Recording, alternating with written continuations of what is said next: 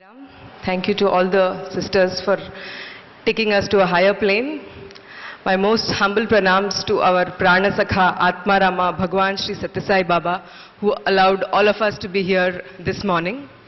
We are extremely fortunate to have Mrs. Shivani Sinha Sola and Dr. Shrikant Sola, who have come from Bangalore all the way to impart some pearls of wisdom to us this morning. Following the rule ladies first, and being a lady myself, I'll introduce Mrs. Shivani first to all of you. Mrs. Shivani Sinha Sola is a management graduate and who was a former investment banker. She has worked in various senior management positions in a lot of banks in India and abroad, and she has received multiple Best Performance Awards as well as Best Manager Awards. She then changed careers when Swami asked her to shift from banking and become a spiritual counselor, giving her step-by-step guidance all the way on how she should become a spiritual counselor. She currently heads a busy spiritual consulting practice based at Whitefield in Bangalore. On behalf of all of us, I request Mrs. Farida Bahadurji to please present a bouquet to Mrs. Shivani Sola.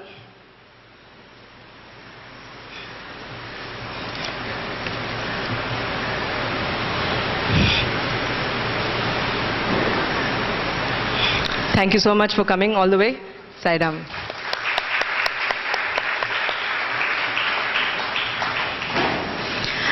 We have an interesting doctor amongst us today who understands and heals both the physical and the spiritual hearts of people.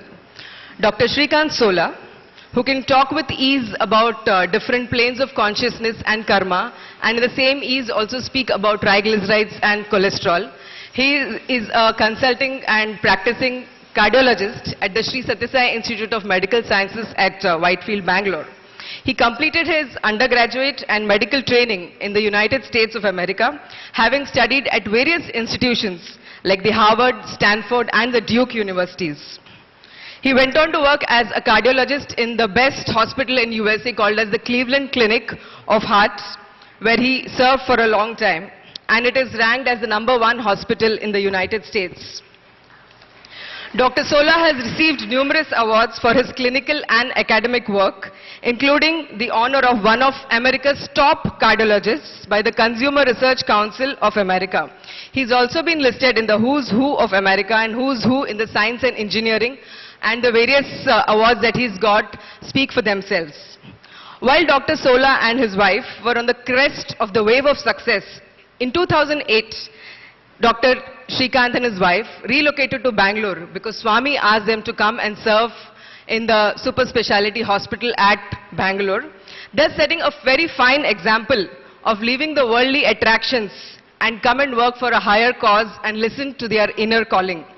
Their son studies in the Swami school in Puttaparthi, and their lives focus on love, selfless service, and obedience of Swami's teachings. Today, we are gathered here to absorb some of the pearls of wisdom that they will be imparting to all of us. They have been extremely fortunate to be close to Bhagwan, both in the worldly sense as well as in the astral forms. They have received a lot of guidance from Baba on various aspects of spiritual progress. They will share with us the one thought that is needed for self-realization and many other simple techniques that Swami has given himself to them. On behalf of Sri Satyasai Seva Organization, Mumbai, I request Mr. Anup Saxena, our district president, to welcome Dr. Shrikant Sola. On the floor.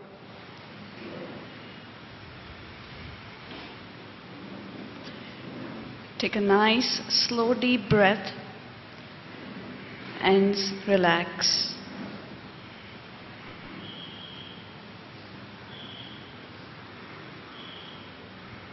Take another slow, deep breath.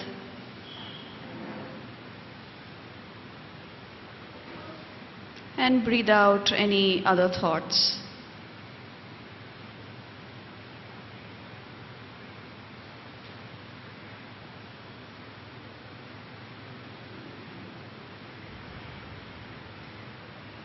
Take one more very slow deep breath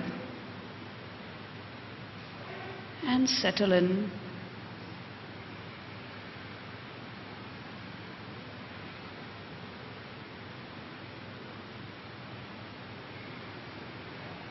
Now imagine Swami standing in front of you.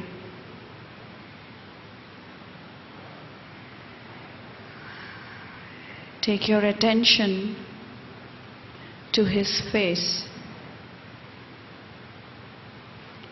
his beautiful hair, the very extremely loving eyes, the radiant smile,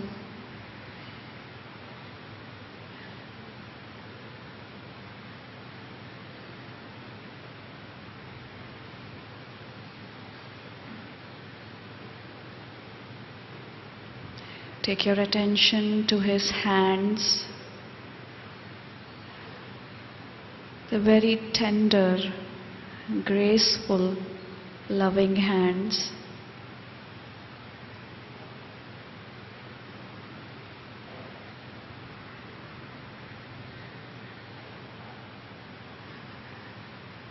His blazing orange color robe.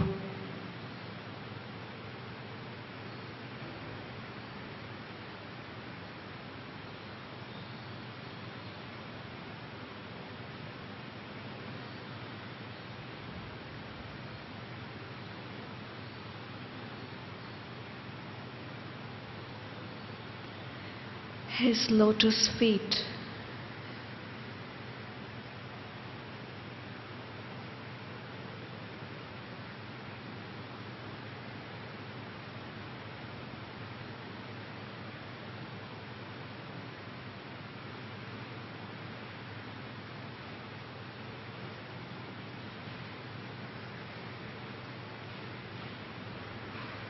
Now take your attention back up again at his beautiful feet.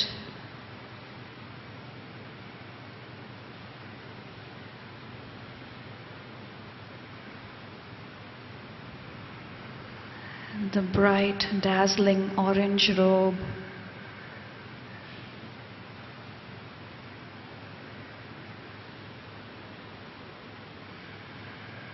The hands that bless you.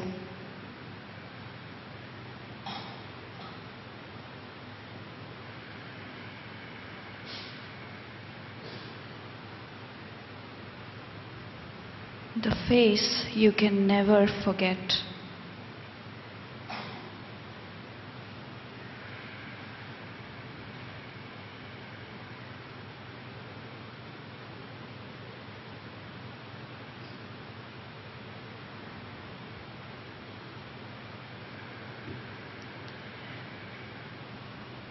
Now let us open ourselves up to receiving love from Swami. Imagine a rose or any other pink-colored flower in the place of your heart.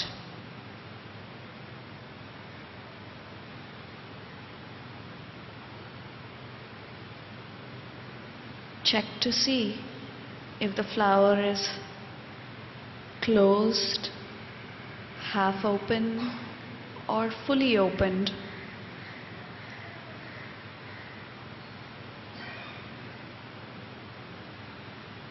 Breathe in love from Swami, asking this flower to open.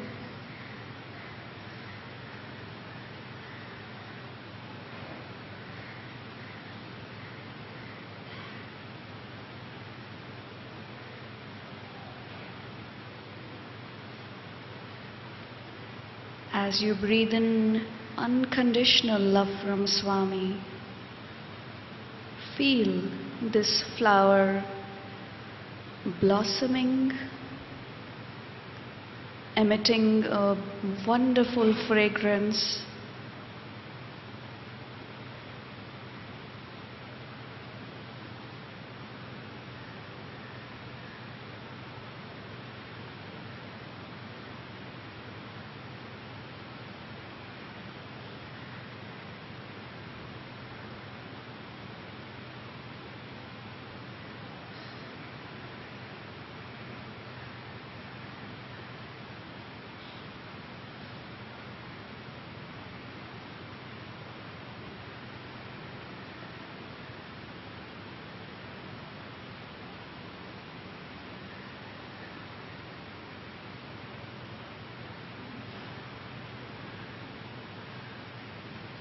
Your heart is now open to receiving Swami's love.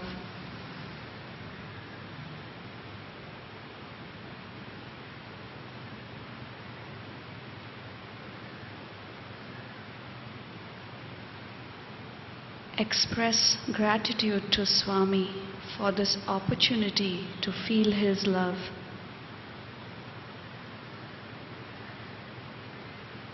And slowly come back to the present moment.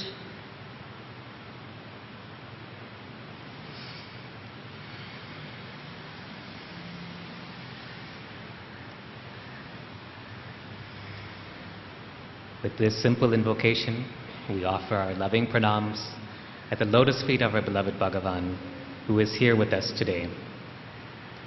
Respected elders, dear brothers and sisters, embodiments of the divine Atma, our loving Sai Rams to you all.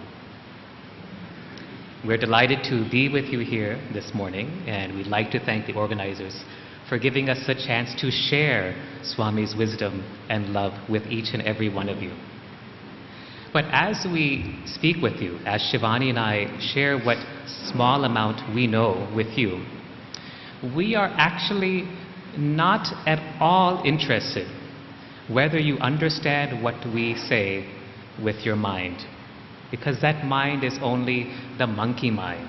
And as Swami says, it is not just any monkey, it is a mad monkey. What we would like you to do instead is to pay attention to the consciousness from which we speak. Okay? The words are not at all important. It is the consciousness from which we speak that is important. That consciousness is not Shivani's consciousness. It is not Srikant's consciousness. It is not a consciousness that is separate from you. It is that one supreme consciousness which you are, which you have always been. It is that consciousness, that awareness that we want you to pay attention to. This is not a talk. It is not a series of exercises or a sadhana camp. It is a chance to tune in to that one God consciousness that you are. You've just forgotten. See, Swami's teachings are very simple, no? In fact, you could really summarize them in just a few sentences. All of you pay attention to what I'm about to say. Listen very closely. You are not the body. You are not the mind. All of the things that have happened to you in this birth or any of your previous births are just a dream. Now, some of you have already stopped paying attention. Pay attention to what I'm saying. Okay? You are not the body. You are not the mind. You are not your thoughts. You are not your emotions or feelings. Again, some of you are not at all paying attention to what we are saying. Tune in and listen to what is being said. If you lose this chance, you will lose a tremendous opportunity. Pay very close attention. Auntie, in the glasses.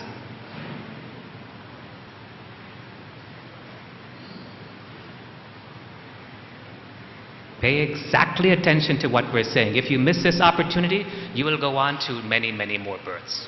Listen to what we are saying. You are not the body. You are not the mind. You are not your ego. You are not your memories. This entire experience is simply a dream. What you are is God. You are Swami. You are Brahma. You are Vishnu. You are Maheshwara. You are Saraswati Devi. You are Lakshmi Devi. You are Durga. You are Surya Narayana, with whom we open this prayer today. You are Lord Ganesh, and you are all names and all forms of God. There is nothing that is separate from you. There is nothing that is distinct from you.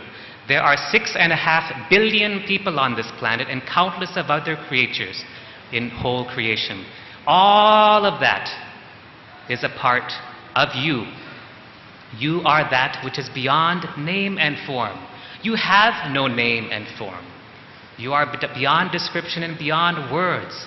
That is what you are. That is all you have ever been and all you can ever be. There is no birth.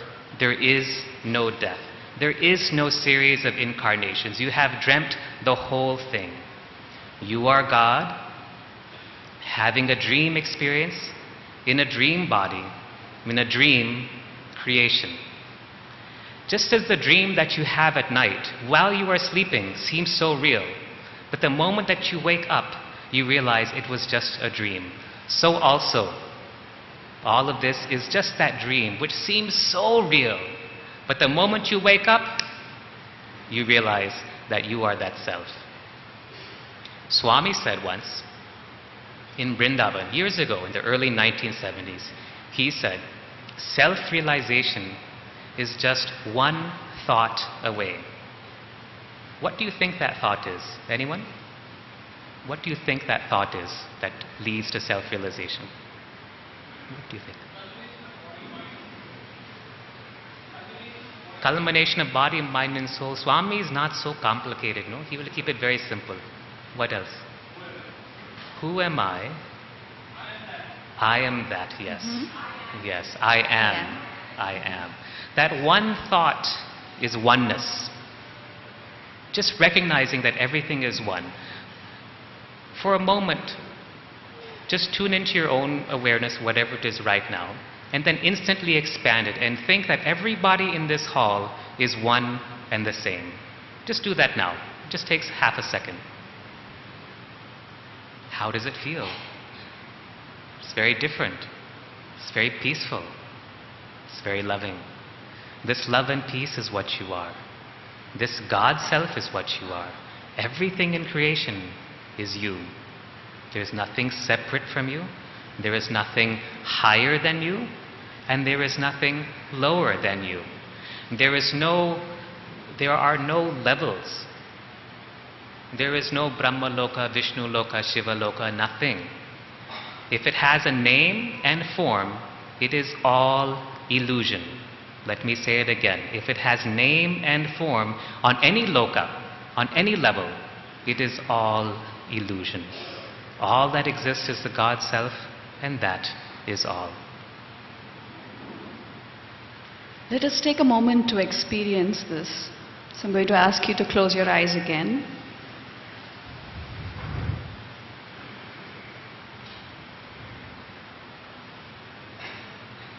And simply observe this space within you.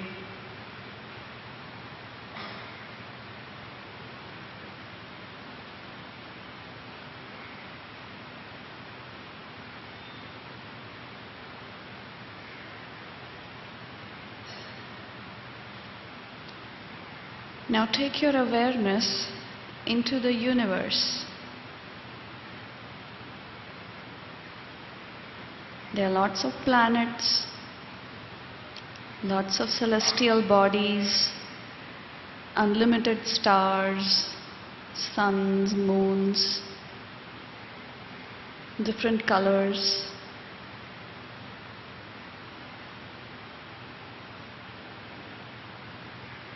Now just dissolve all of it.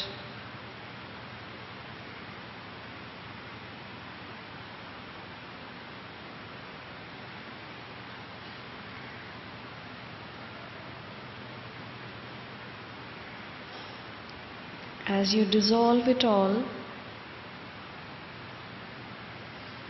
only space is left.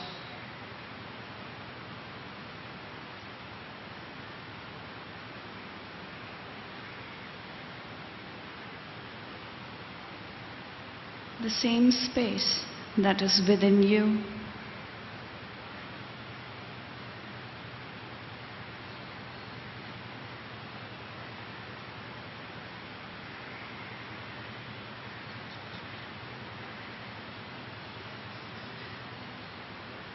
The space that is inside is outside, and what is outside is inside.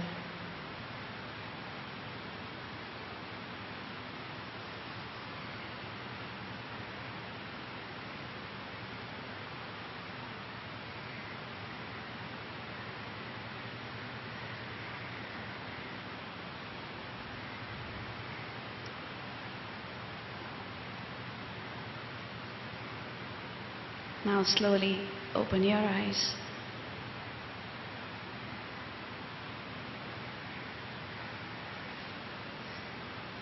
Any comments on that experience?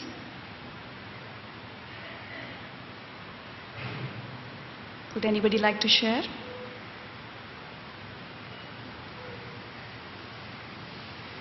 It was peaceful, right?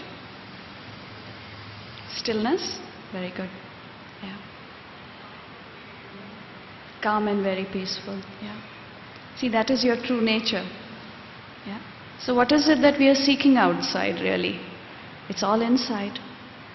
And it just takes this one exercise for you to realize that there is nothing outside of you, there is nothing separate from you. But if it is so easy, then why do we find it so difficult to believe that we are God, to understand that we are God, to experience that we are God? Well, we are holding on to a lot of things, birth after birth, whether it's anger, whether it's unforgiveness, whether it is resentment, whether it is guilt, shame, criticism, you name it. We've been holding on to all of this birth after birth, not being able to let go of it. But this is the time. We are all living in glorious times. This is the time for you to let go, not hold on to these layers of illusion. Let's do another exercise to help you to let go. I'm going to ask you to close your eyes again and sit up straight.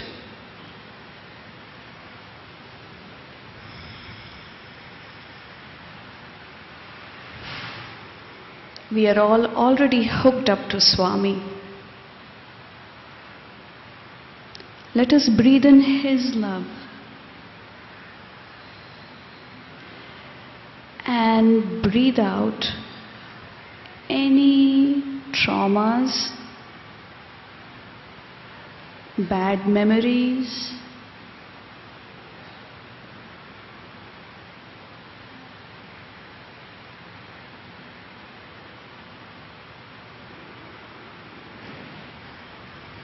breathe in His love, which is very unconditional, and let go of any worries, anxieties, tensions.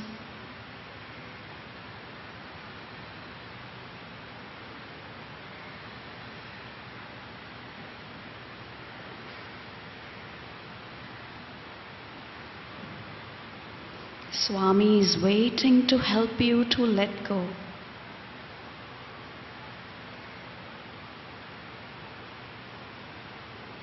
Breathe in His love and breathe out disappointments.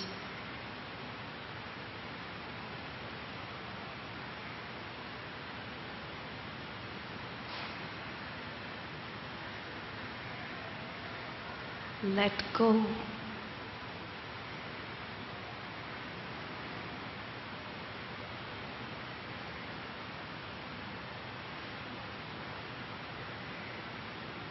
Breathe in His love and let go of the feeling of rejection.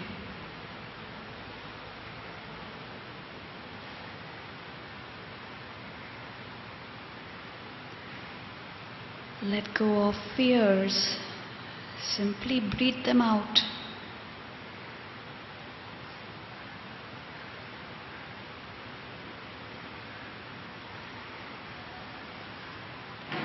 Breathe in His love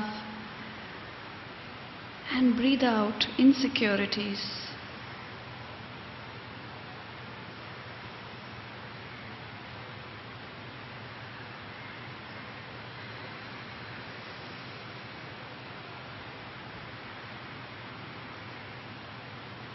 Breathe in His love and breathe out guilt, shame.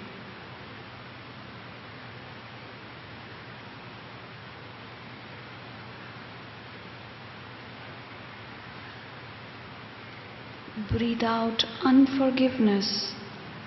How long will you continue holding on to this? Let go. You don't need it anymore.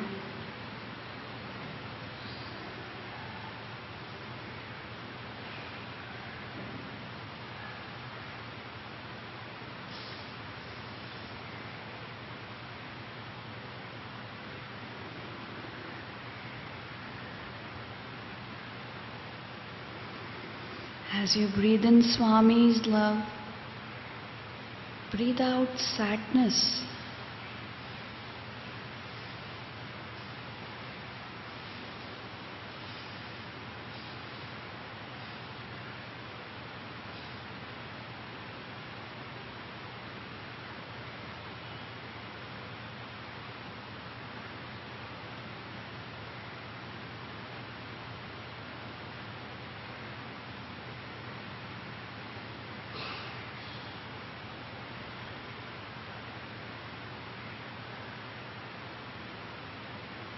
Breathe in this divine love and breathe out any traumas or abuse that you may have faced.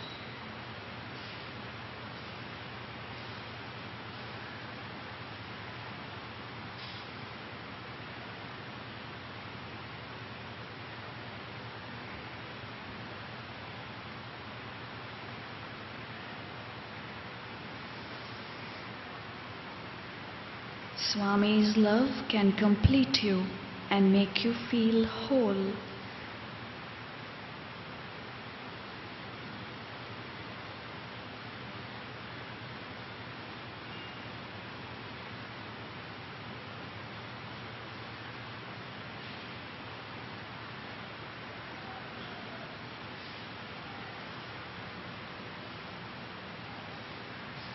One last time. Breathe in His love and let go of anything that prevents you from receiving His love.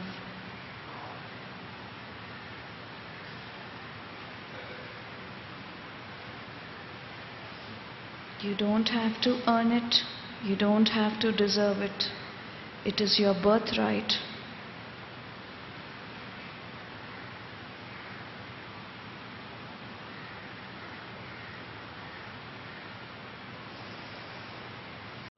Exist.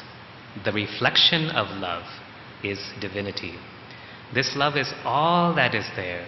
And the more you get rid of your fears, your sense of inadequacies, your guilt, your lack of self-love, the more you get rid of the luggage that you've been carrying for so many births, the more you'll understand that love is all that is. There's nothing else but this love. This knowledge of the self, this knowledge of this love, is in Sanskrit we call it the Brahma Vidya.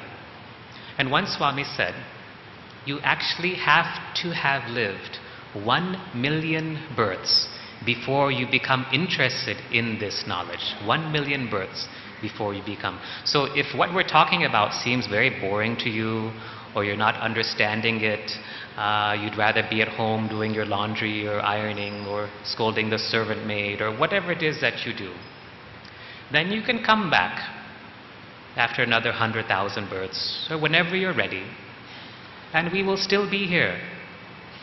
This form, these forms, nothing. They're nothing.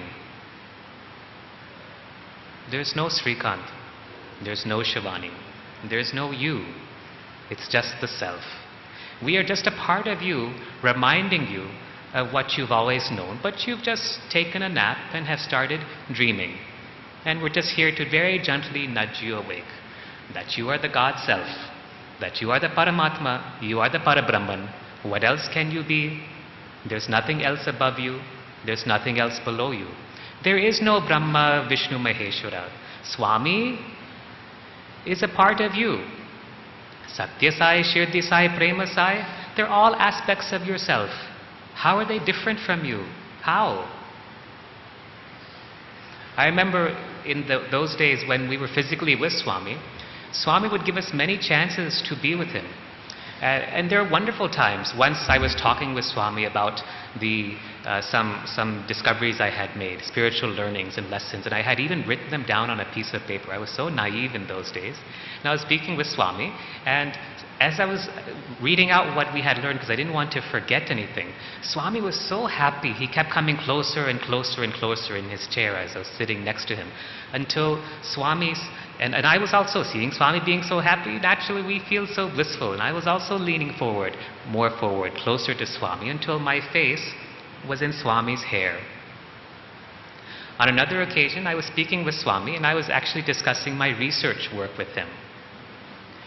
And I was saying, I had a presentation. I said, Swami, this graph, see, this is so-and-so in milligrams per deciliter, and this is the x-axis, which is in time. And I was going through the whole presentation, just as I would a formal research presentation to my colleagues. And Swami was saying, oh, these are very good results. And he was holding my hand, and we were talking. And at one point, I actually put my arm around Swami's shoulder. And he loved it. He loved it.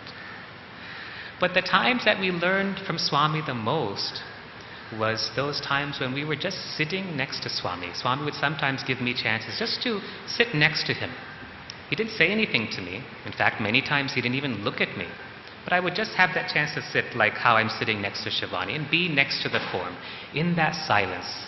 And in that silence, what wisdom he would show.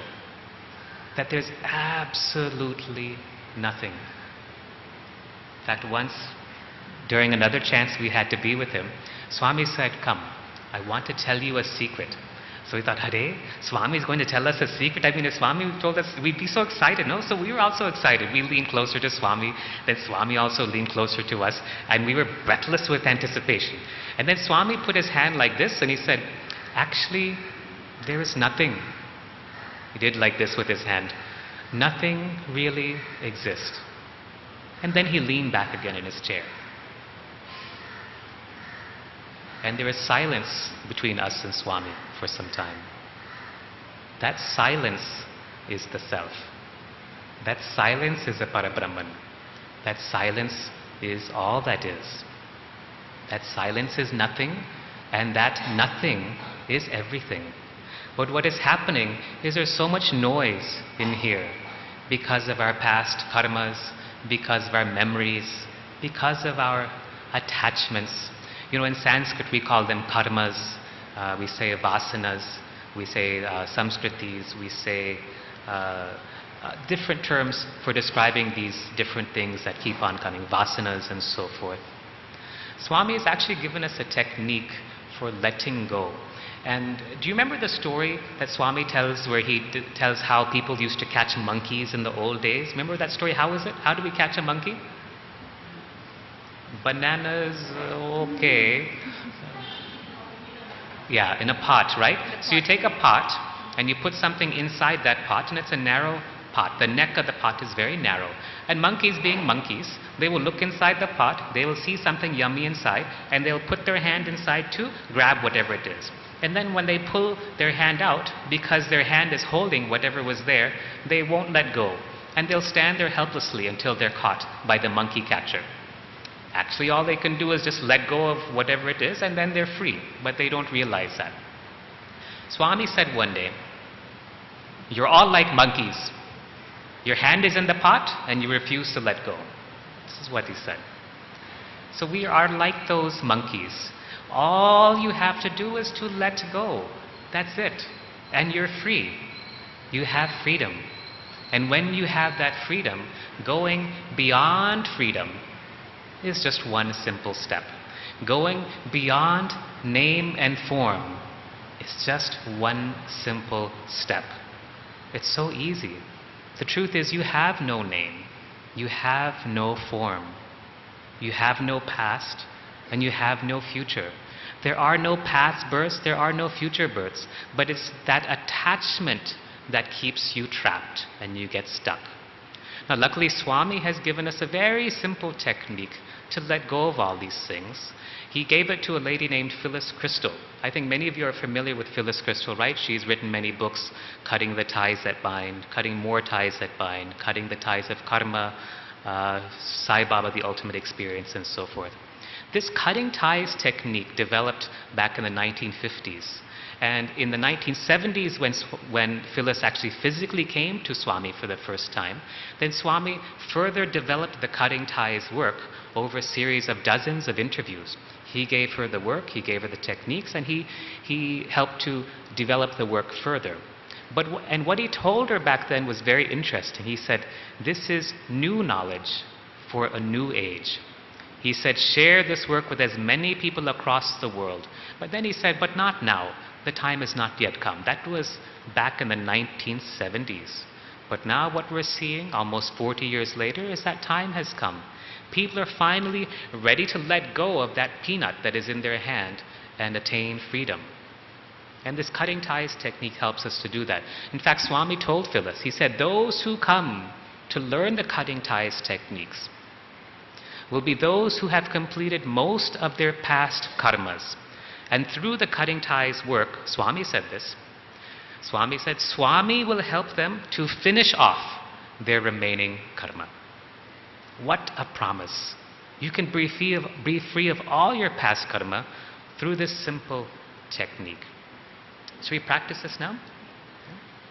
This Cutting Ties work is absolutely amazing, and Swami has given very magical, or I should say very powerful symbols. Each symbol, there's a symbol for helping you to let go of fears, there's a symbol for helping you to detach, there is a symbol for helping you to balance yourself, there is a symbol for simply tuning into Swami or the higher consciousness. In fact, there are concepts or tools that help you to control your mind, the mad monkey mind, and also your emotions. So would you like to do that now? Yes? Okay. So again, I'm going to ask you to close your eyes, sit up straight.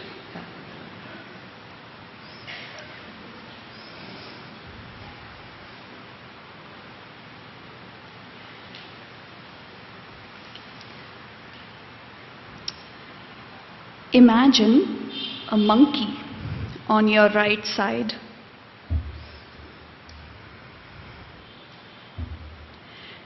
You can dress up this monkey.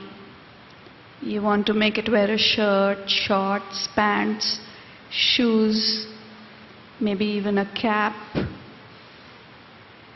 Dress it up.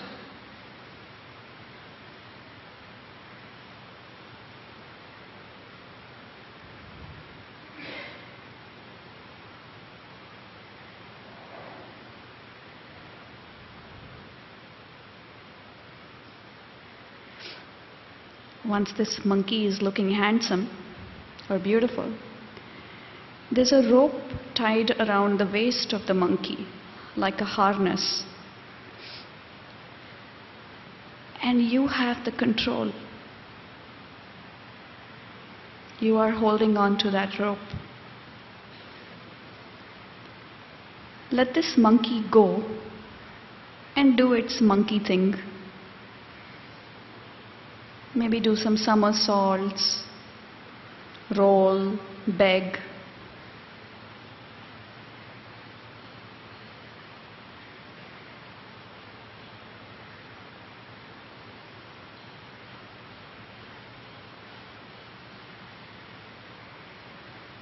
Now see yourself pulling the monkey back to you.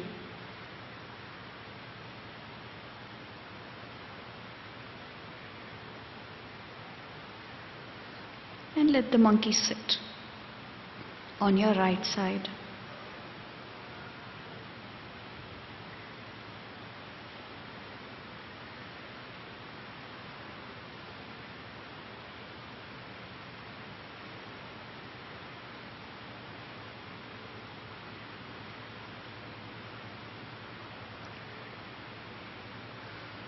The monkey is under control, your control.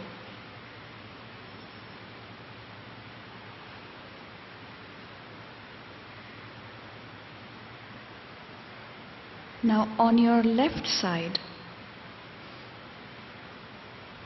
imagine a tree.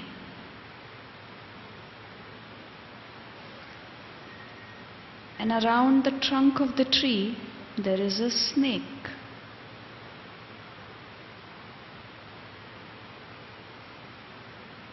The snake is moving from side to side. Its hood moving from side to side.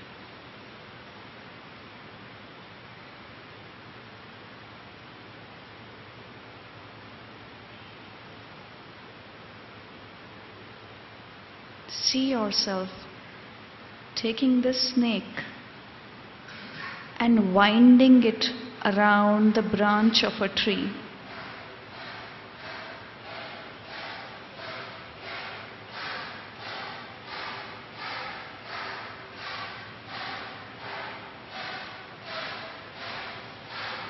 The tail and the head of the snake are hanging. Make the snake bite its own tail, completing the loop.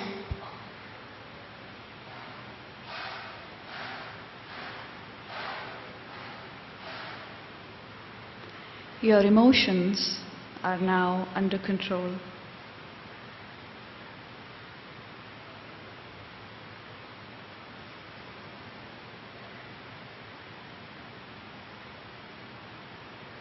You can slowly open your eyes.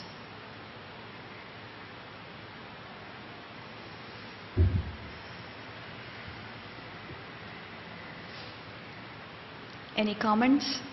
Please share. We would like you to share with us. We'll also learn in the process. Okay.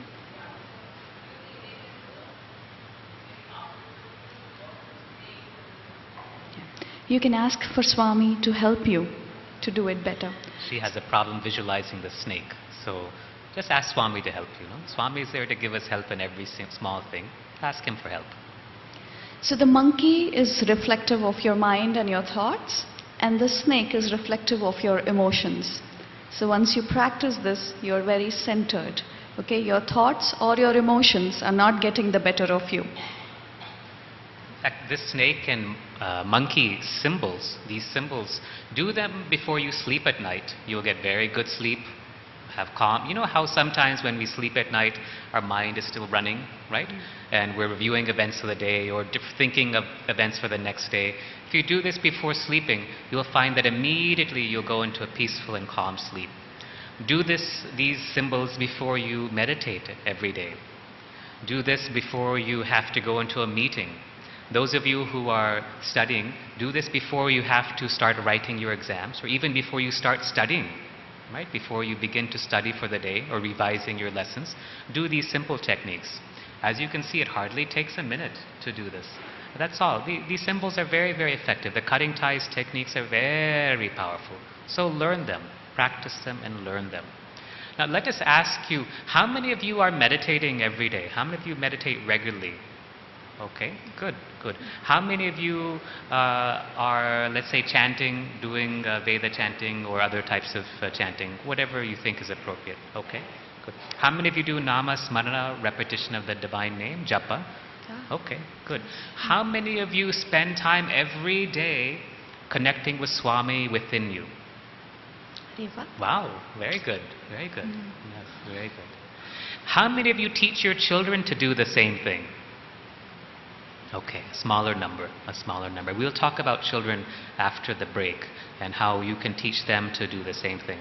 So let's, before we go on to the final part of the first half, I think we need to revise what we've said so far. So can anyone tell me just what lessons have we shared with you so far? Just call them out.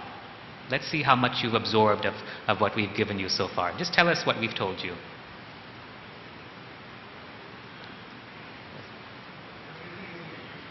Okay. Everything is illusion. I am God. I am not different from God. The mind is a monkey. It's a mad monkey, exactly. Very good, very good. Who wants to add to that? I think, yes, madam.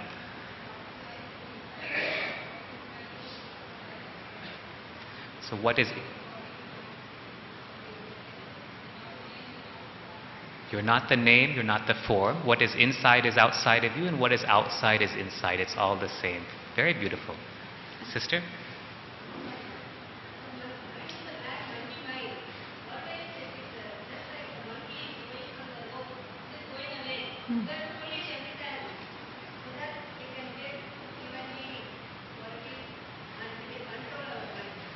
Very beautiful. Very beautiful. Thank you. The mind is like a mad monkey, and that monkey will go on doing all of its things, and you just pull it back so that you can control not only the monkey mind, but all of your worries, all of your problems, and so forth. Let go everything. Yes. Let go of everything. Be happy. Good. Good. Good.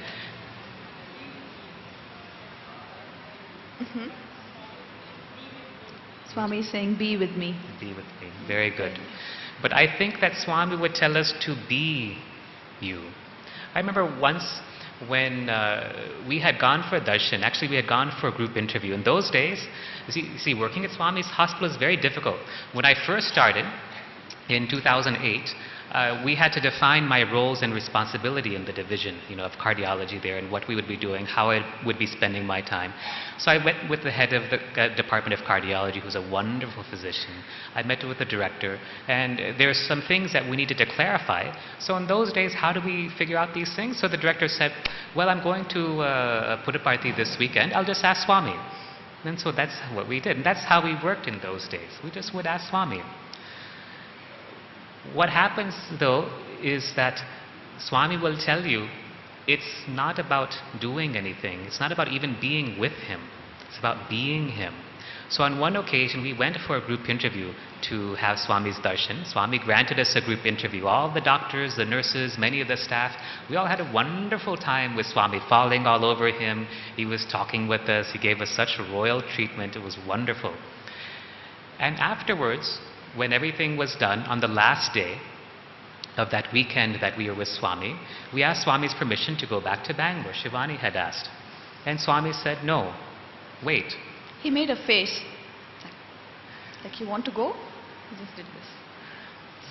So we thought, okay, well, we'll stay one more day. I told my boss and so forth that, Swami said like this. He said, okay, whenever Swami permits you, then you come back. So the next day, because, operations are there, patients are there, we have to go back and take care of our patients. So next day, Swami came, asked him for permission to leave. He said, stay for a while. Okay, a few days went by. Again, got the courage to ask Swami's permission. This time he got really upset. And when Swami is upset, it's like being before Rudra. I mean, it's really scary. So we stayed, and this went on for a week. A week became 2 weeks, and then it became 3 weeks that Swami kept us with him in Parthi. And every day we would interact with him in his own way, speaking with him or whatever. At the end of those 3 weeks, Swami gave us one very important lesson. See, we are not here to do anything. We are simply here to be God. We are simply here to be the Self. We are human beings, not human doings. And I think for those of you, especially coming from Mumbai, where you're always doing. No, you're always running, it seems like. Everyone's running from one end of the city to the next. What are you doing? You're not here to do anything. You're here to be. You're just here to allow that divine expression to manifest in your life, like a flower that blossoms and shares its beauty and fragrance. Just allow it to manifest. Now, being does not mean inaction. It does not mean you stop doing your karma. It only means an inner state where you're allowing things to happen. Right? And that calls for practice. And the cutting tie symbols, in fact one of the symbols which is called the maypole, really helps you to hook up to Swami and allow him to think through you, to speak through you, to feel through you, to act through you, and to love through you. That is the practice. Swami had spoken to you back in 2010, right? 85th birthday time. Swami had spoken to Shivani and told her to learn. Learn from Phyllis. Phyllis had come that time for a visit to see Swami. So actually Swami came and spoke to her and said, learn from Phyllis. And that's how we started with this. Cut off your karmas, be free. It was very simple. Like Swami said when he put his hand. Another time we asked Swami, we said, Swami, please grant us complete self-realization. Swami was so happy when we asked for this. He was so happy. I will give, as if he's going to give us a chocolate, I will give. So then he said, self-confidence is the foundation, self-satisfaction are the walls, self-sacrifice is the roof, And then you have self-realization. And he put his hand like this and said, simple. So this self-confidence is what we hope to share with you. Learn this, feel it, be it, speak it, think it, breathe it. I am God. I am not different from God. I am the individual supreme absolute, indivisible supreme absolute. I am the Parabrahman. I am Sai. I am that. All of this is me. There's nothing separate from me. There is nothing different from me. I am that. The whole creation is there in the palm of my hand. I am beyond birth and I am beyond death. I have no name, I have no form, I have no body. I am everything at all times. I am that. Let's do a simple meditation. On another occasion, I was sitting in darshan and Swami came towards me. So he had the boys turn the whole wheelchair. So he turned towards me and I was like, I just fell at his feet, took Pad Namaskar as much as I could. And then he blessed, and then the boys turned the wheelchair again, and as Swami was moving, he just looked back at me like this and he said, I may as well have touched your feet. I may as well have touched your feet. Not because she's anything great. Not because she's great. Same. No difference. Why are we even seeing that separation with Swami, putting him on a pedestal? We are the one. Swami is you. No, you are Swami. What else can you be? What is God's will? God's will is for you to know that you are God. Uncle, you're not paying attention. Pay attention, please. Brown shirt. God's will is for you to know that you are God. As we're speaking and sharing this information with you, don't lose this opportunity. Don't miss it. Self-realization is just one thought away. That thought of oneness. That's all. It's so simple. You don't have to go to the Himalayas and do tapasya. You don't have to go and sit in a cave. You don't have to run into the jungles. You can be right here in Mumbai where you are and be self-realized. Self-realization is not something that's so far away. It is here. It is now. It is what you are. You are already self-realized. Let's understand it like that. You are already God. It's only the mind and the ego that tells you you are not. The mind and the ego tell you, oh, you have a long way to go. You must go and do tapasya standing on your head. Then only maybe you may attain moksha. Look at the mind. The mind tells you you are not good enough. You are not beautiful enough. You are not smart enough. You are not intelligent enough. Not this time. So the real practice becomes unsilencing the mind and the ego and going deeper within ourselves to the God selves that we are. Talk about tapasya. What Adi Shankaracha. Yeah. In fact, let's give you another perspective on this. How many of you think I want to go to the Himalayas, I want to give up everything, I'll go and meditate there, I don't need this family, I'm done? How many of you feel you're done? Yeah. Like you've completed, had enough of this Maya experience. The rest of you want to come back for more, I guess? Is that right? Another 10,000 births, right? Okay. Yeah? Yes? You want to come back? More births? No. Enough, no? Enough. Enough of separation. Yeah. So let's understand this, that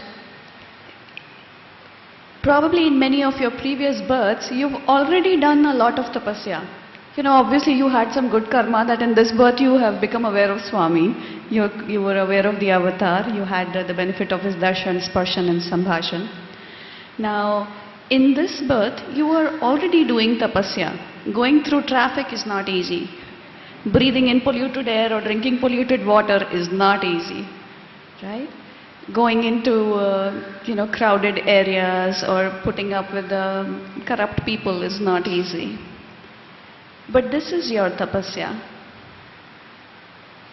Your tapasya in probably previous births was walking through forests, walking bare feet, sitting, on mountain tops and meditating, or doing penance of, very hard penance, probably renouncing a lot of things, maybe just eating very less, wearing very less, and so forth. Probably that was appropriate for those times. But for these times, this is your tapasya. So see no separation that, oh, I want to leave everything and go in the Himalayas and meditate. Going through everyday life in this age is your tapasya. Next time you are bogged down by anything where you feel, oh my God, the traffic is so much, oh my God, this is so bad, or whatever, point yourself back to the truth and say, this is my tapasya. This is God. This is God. All these beings, that fellow who's honking his horn at me as I'm driving through traffic, that is God. The whole experience is God. It's not separate. That is real tapasya. See, you go to the mountains, you meditate, there's nobody to bother you. Big deal. What's so difficult about that? Now you're going through rush hour in Mumbai, there's thousands of people all around you, and you're still aware that everything is God? Wow. That is real practice. That is real tapas. See the difference? So when all of you go home today from this hall, as you go through the traffic, and for the rest of the week and every week for the rest of this incarnation, understand that it is all God. And the real tapas is knowing that everything is Swami. There is nothing to like, there is nothing to dislike. What happens when we see something dirty? Let's say we see some garbage on the road. What happens to us? We resist, right? What happens when we resist? So, Madam tells me, when you resist something, what happens to you? You feel uneasy. Do you feel happy? No. The moment you resist anything, you will suffer. That is the law of resistance. The moment you resist anything, you will suffer. A true master will embrace everything. There is no resistance. There is no resistance. That is tapasya. Letting go of all resistance. It does not mean that you have to accept a dharma. It does not mean that you have to accept if someone is doing something wrong. That is different. But there is no resistance. You are embracing everything and seeing everything as one and the self. So I think we should give them this as homework, right? See, no point in us coming and speaking with you. Let's keep the goal as having complete Atma Sakshatkar. The goal is to have complete and full realization of the self. And how can we do that? Of course, quieting the mind and the ego. And let's consider everything, all our actions, all our thoughts as tapasya. Whether it's going shopping, whether it's going to work, whether it's going through uncomfortable situations, meeting people whom you don't like or not able to like, think of it as tapasya. What a beautiful opportunity we have.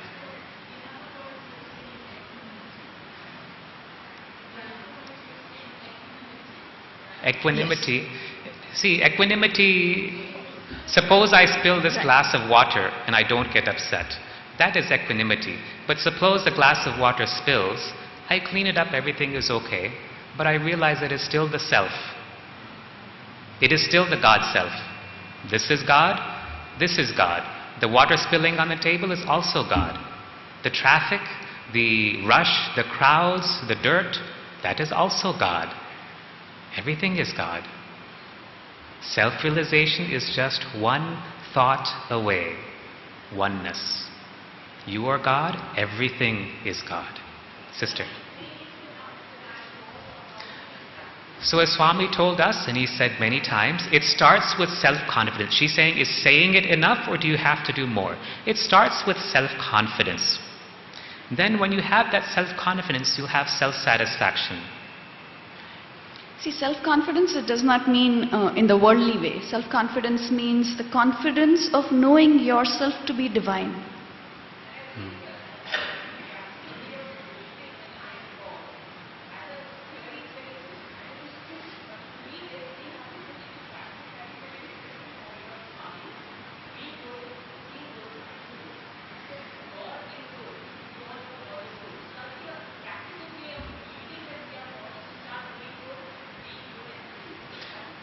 So Sister had said that a practical way of believing that I am God is to be good, do good, and see good.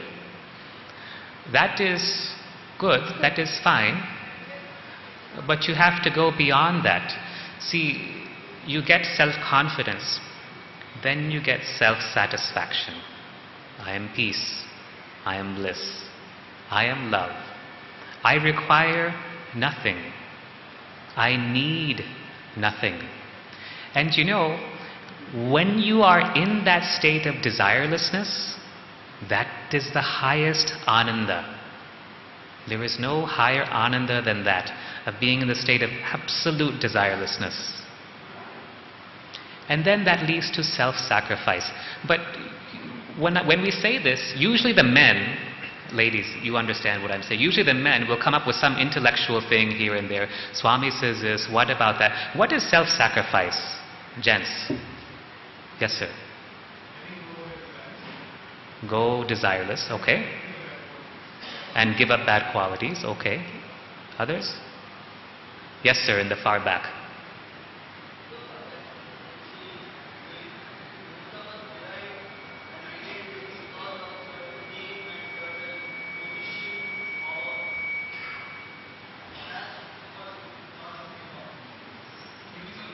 So the most of us desire certain things and giving up those desires, but real self-sacrifice is giving up ego.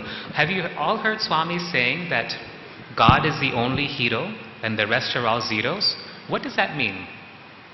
Madam, what does that mean? God is the only hero and the rest are all zeros. He's the doer? Okay, fine. We have value only when we attach ourselves to Him. Okay. So that is good. So that is the first level of understanding, that God is the only hero and He's the one, and we have value only when we attach ourselves to Him. Let's go deeper. What does it mean that we are zero? Yes, sir. We are all zeros. Or heroes. We are not heroes. Okay.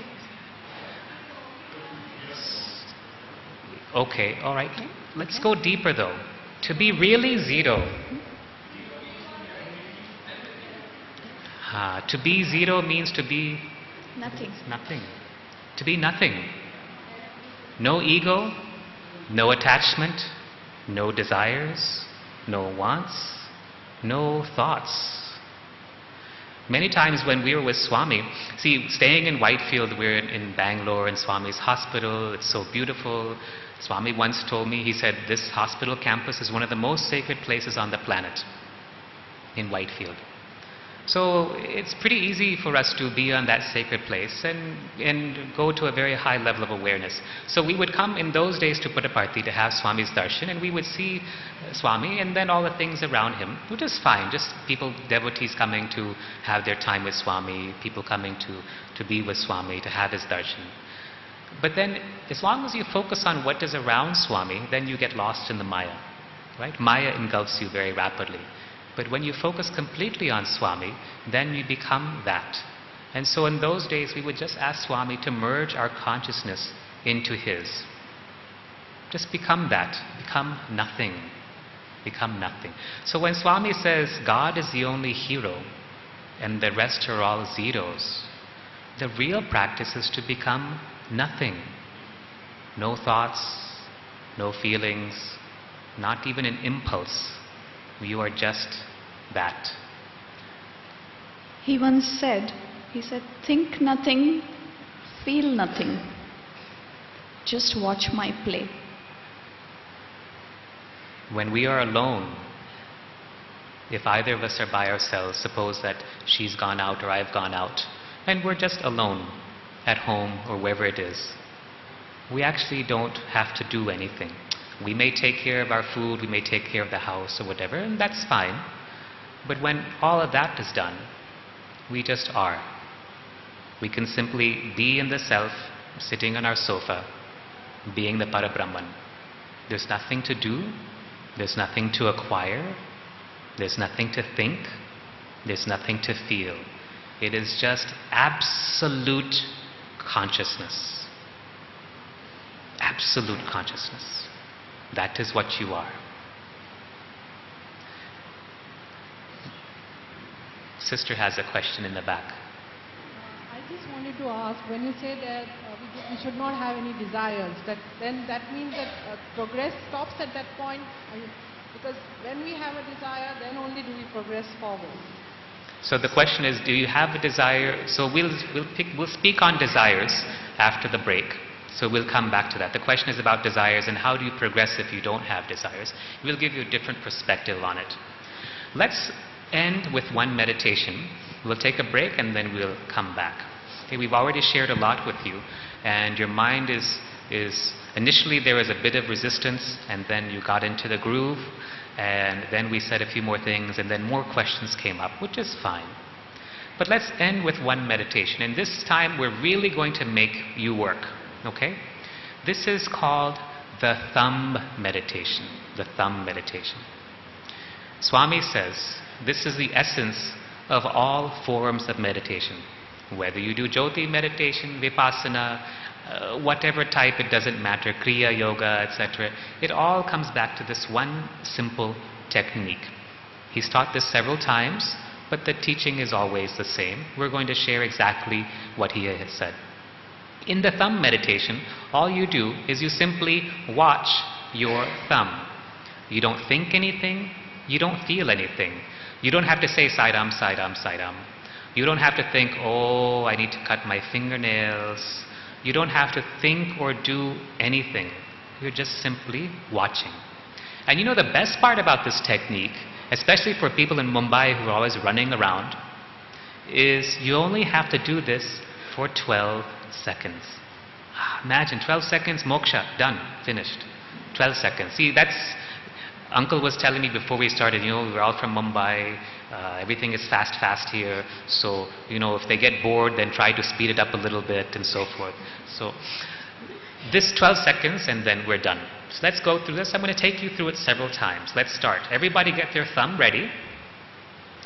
And when I say begin, I'm just going to ask you to watch your thumb. Then when I say stop, we'll stop. And then we'll do it several times. Okay? Everybody get your thumb. Just watch it and begin.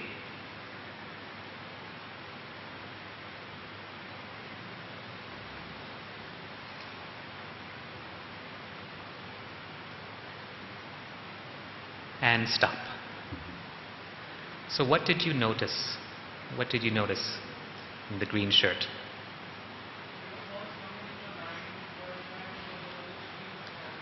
So the thoughts were there in the mind, but they were stopped, right? Very good, very good, very good. Let's do it again. This time, if thoughts come, let them go. Don't hang on to the thoughts. Just allow the thoughts to go. Just watch your thumb. Get your thumb ready and begin.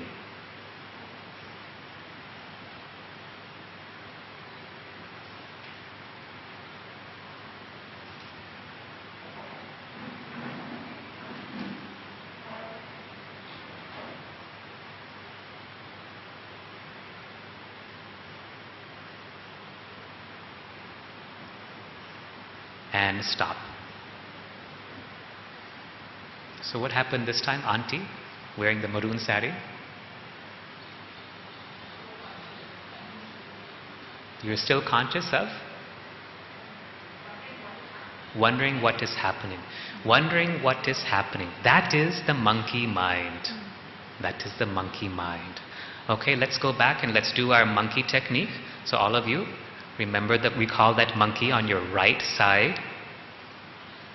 Dress it up in however way you want. Make it jing bang if you like. It's tied to a rope with a harness that goes around its torso. Allow the monkey to do its monkey business as it goes around.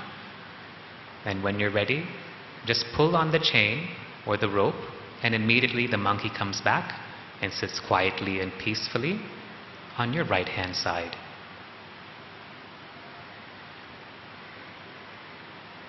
Turn to your left side. On your inner seam, visualize a tree with a snake that is wound around that trunk. The snake symbolizes the emotions. It can be a peaceful, happy snake, And you take that snake and have it tied or wound around a branch of the tree. The head and the tail of the snake are hanging down, and the snake gently takes its tail in its mouth and holds the tail in its mouth. Symbolizes that your emotions are controlled. This is on your left side. Let's open our eyes. Let's get our thumb out again. Simply watch the thumb, and if your monkey mind becomes active, just tell it to be quiet and continue. And start.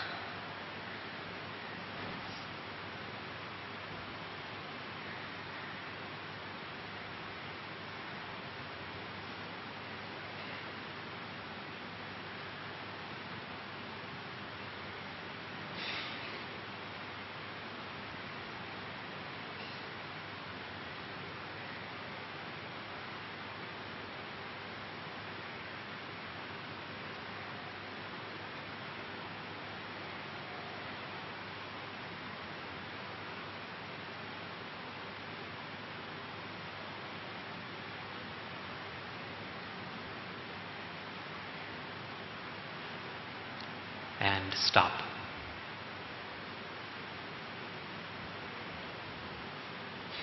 So auntie wearing the blue sari in front, what happened to you that time? Just behind, auntie in the blue sari.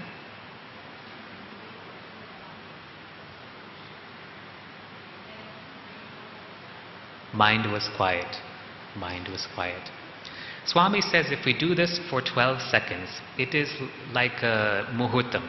Actually, in one interview, Swami said 11 seconds. Sorry, in one discourse in 2007, was it? He said 11 seconds. In one interview, two interviews, sorry, he said 12 seconds. The reason for the difference between 11 and 12 seconds is not because Swami got confused or said, the wrong thing. It is because it is actually neither. It is about 11 and a half seconds. In yoga, it is a type of muhurtam. So if you do this for 12 seconds, that becomes one dharana, one period of concentration. If you do that times 12 seconds, that is 2 minutes and 24 seconds, it becomes one dhyana, one period of meditation. 2 minutes, 24 seconds, if you do the thumb meditation. Now here's the best part. Swami says, if you do that dhyana 12 times continuously without a break, it becomes a little bit less than 29 minutes. And that becomes one samadhi. You can experience samadhi within less than a half hour, simply by practicing this thumb meditation. It is the essence of all forms of meditation. It is really the highest, the peak of all types of meditation. Why use your thumb? Swami jokingly said, he says, well, it is because you carry it around with you wherever you go. But let's go deeper. When Swami teaches something, there's so many levels of understanding, right?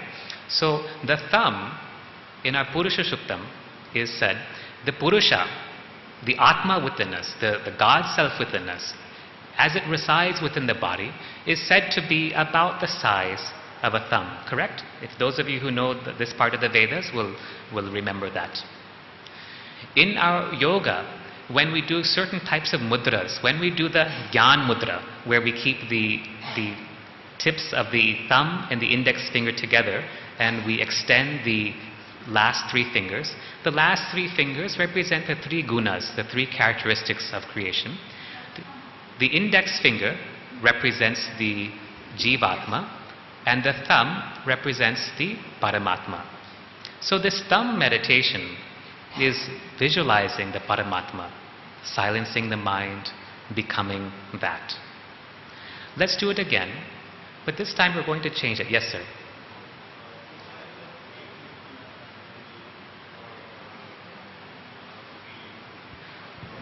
So the doubt is about the cutting ties technique. So you have the monkey on your right and you have the snake on your left. Why is the snake used for symbolizing emotions? See, the right side of our body is our thought, symbolizes our thoughts. So when somebody gets, have you heard of someone who's being very left-brained, right? Ladies will say, yeah, my husband, But So someone who's left-brained is very logical, very thinking-oriented. The left brain controls the right side of the body, your thoughts. The right side of the brain controls the left side of your body. This is where the emotional parts, many of them, are located. So the emotions are symbolized on the left side. This snake is a symbol given by Swami to Phyllis to help us to control the emotions. In fact, what Swami said is very interesting. The way these symbols work, although they look very childish, when we tune into them, when we utilize a symbol, we are tuning into this divine symbol that Swami himself created, and the divine energy that flows through that symbol then flows through us and has its effect on us. That's how these cutting ties tools work. The snake, is it also a symbol of negativity? Creativity. Yes, it is. The subconscious mind tends to identify it in that way, So the subconscious is the mind that's below the conscious mind, right? So different symbols, or says different animals, also represents different aspects of our consciousness. So the snake is representative either of emotions or of creativity.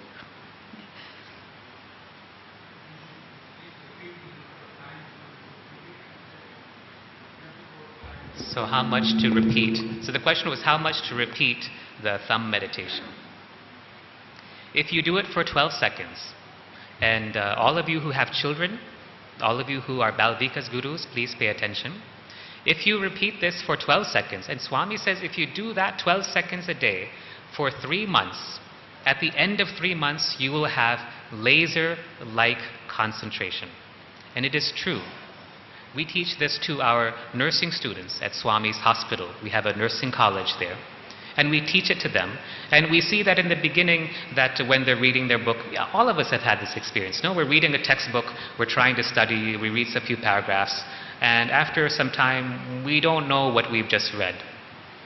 Our mind has gone off. This technique helps us to improve our concentration. Just 12 seconds a day for 3 months, enough.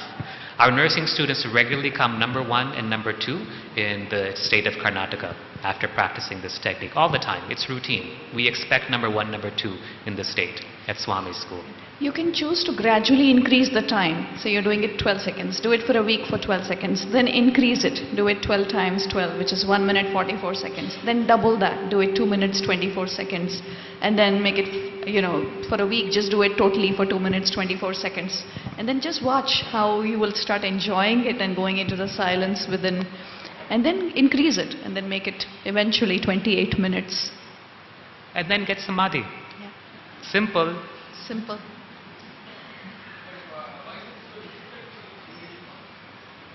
Why is it so difficult to reach unity consciousness? Because you don't practice. You don't practice.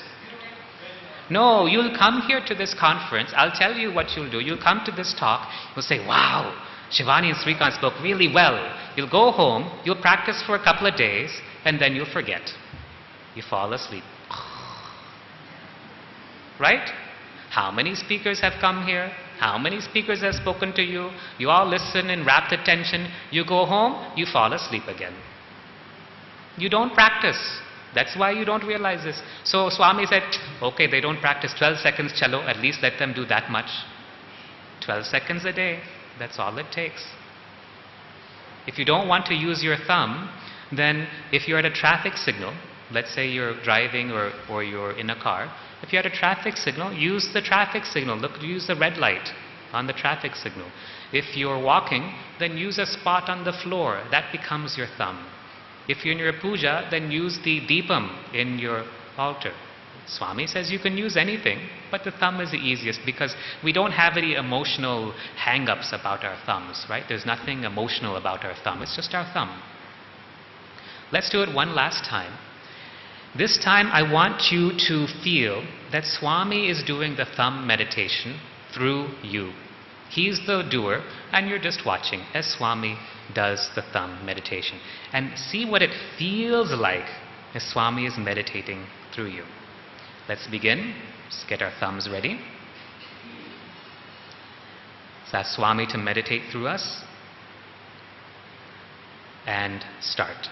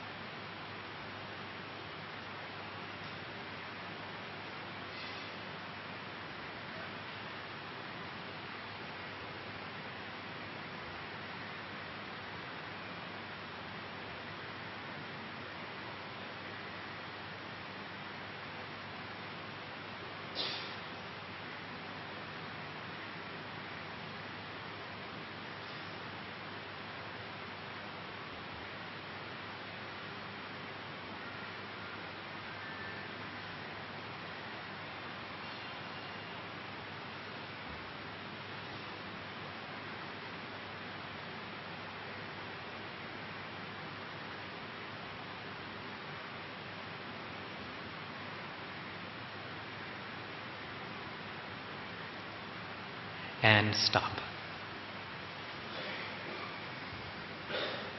So how was that different?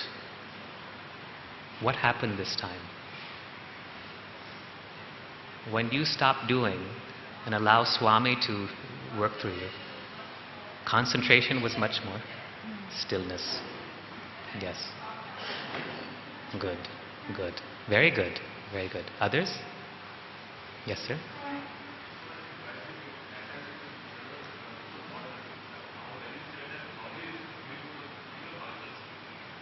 Pure consciousness.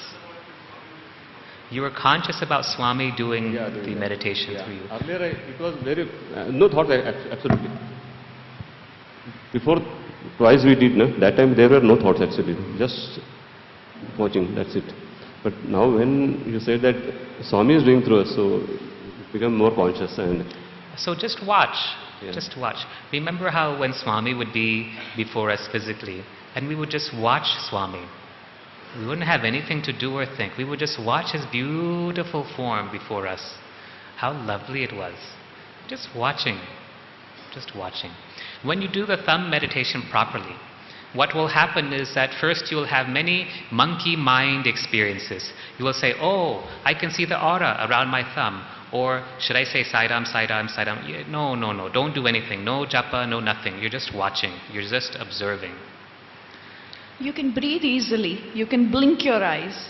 Okay? And if you can change your posture, that's all right. You can blink your eyes. You're not torturing the body here. Right? That's not the idea.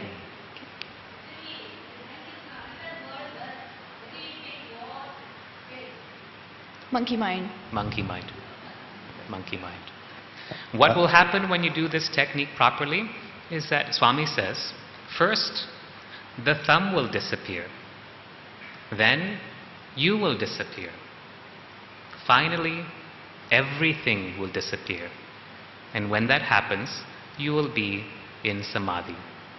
You will know yourself, experience yourself as that which is beyond description, beyond words, beyond freedom. We want you to practice this technique every day without fail. Teach this to your children. Teach this to your students. Teach it to your colleagues at work. Share it with them. It's a non-religious, non-spiritual type of activity. Share this technique with them. And you will see that even the disturbance of the cell phone doesn't bother you because it becomes one and the same. Your concentration, your focus is absolute. Practice, practice, practice. What we'll do is we'll end here and we'll come back after the break. You know, Swami once said that in the end, when the body turns to ashes, you will be asked only one question.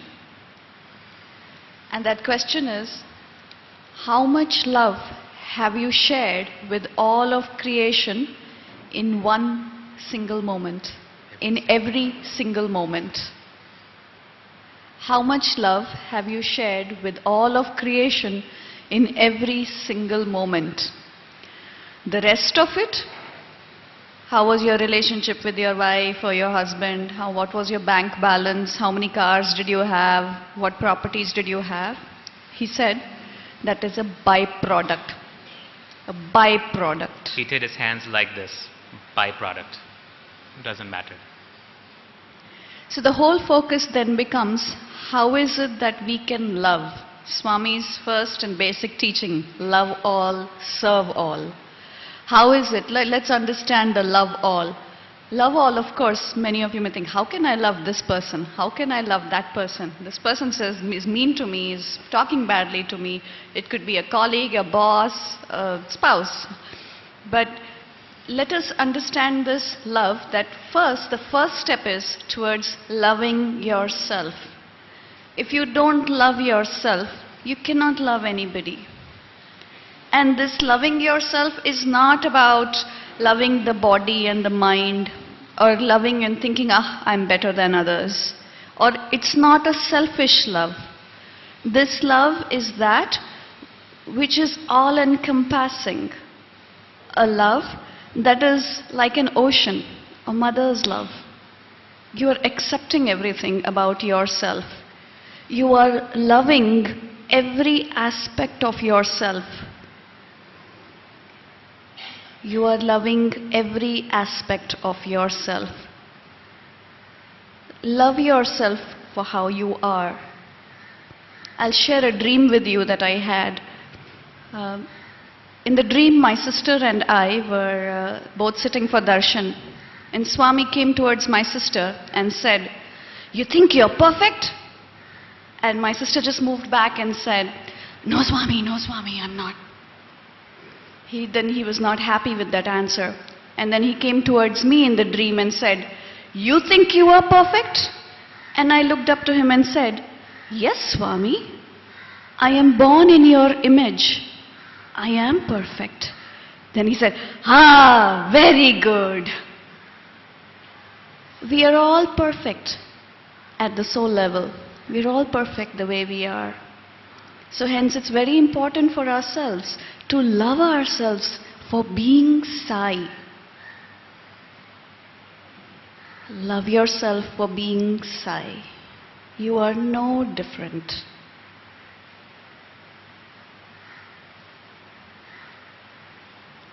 Remember what we told you earlier.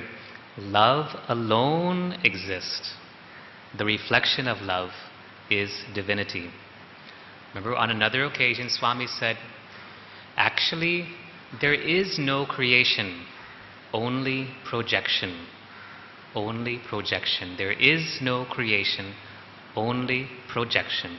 This entire creation is just a projection of your own mind. It is love that exists, and love is what you are.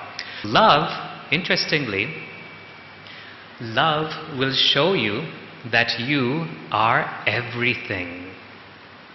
Wisdom, will show you that you are nothing. Wisdom will show you that you are nothing. That nothing is everything. And all of this that we think is so real is nothing. It's nothing at all. Nothing, it has no more existence than whatever you have dreamed of in your dream some 10 or 20 years ago. It has no more reality than that. But this love will show you the truth. It is the most powerful force in creation. In my practice at Swami's hospital, I've learned so much about love just from his patients. In fact, I remember Swami would tell us, he said, don't think that this is Swami's hospital. He said, think that it is our hospital. And when we would meet with Swami, the very first thing Swami would ask us is, how are our patients? Then the next thing he would ask us is, how are you? And then finally the last thing he would ask us is, are you happy? Do you need anything? And being before Bhagavan like that, we only could say, yes, Swami, very happy, thank you, thank you. That love that he showered upon us, he would teach us to share with our patients. He would tell us, don't scold your patients, don't bark at your patients. Treat them like revered, cherished members of your own family. Give them that same hospitality, that same love. And so in my practice, I simply give each person love. Because at the end of the day, what do we all want? Love, right?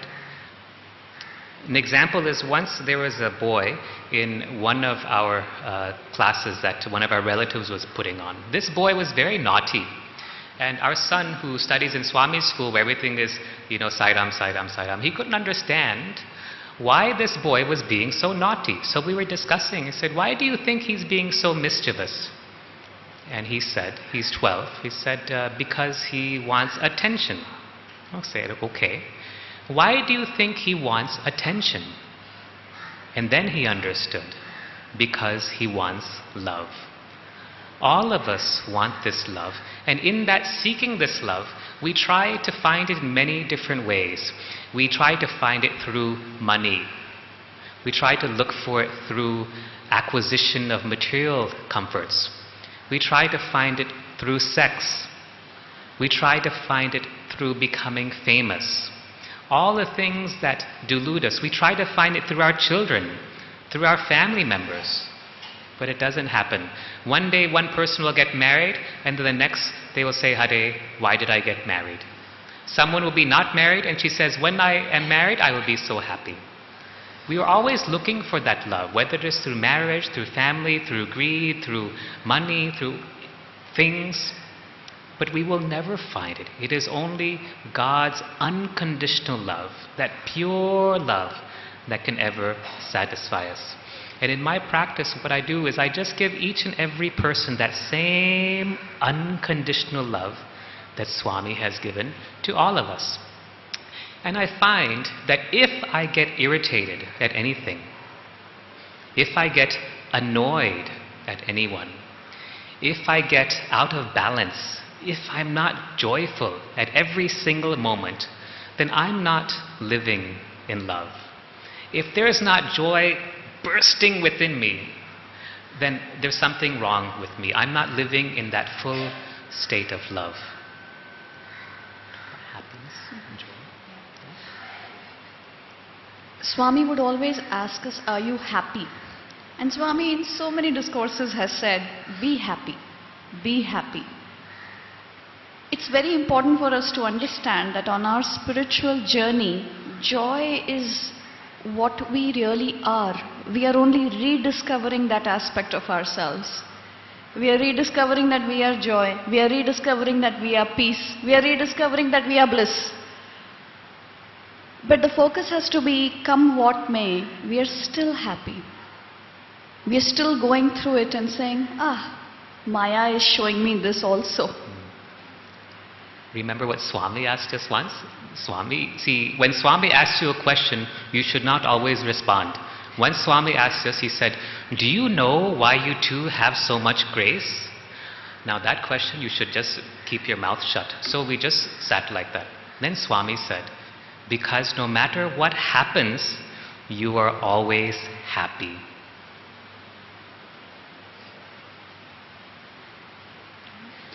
The same thing holds good for this. You may have several issues, whether it is facing corruption at different levels, whether it is having problems at home with your children, with your spouse, or your parents.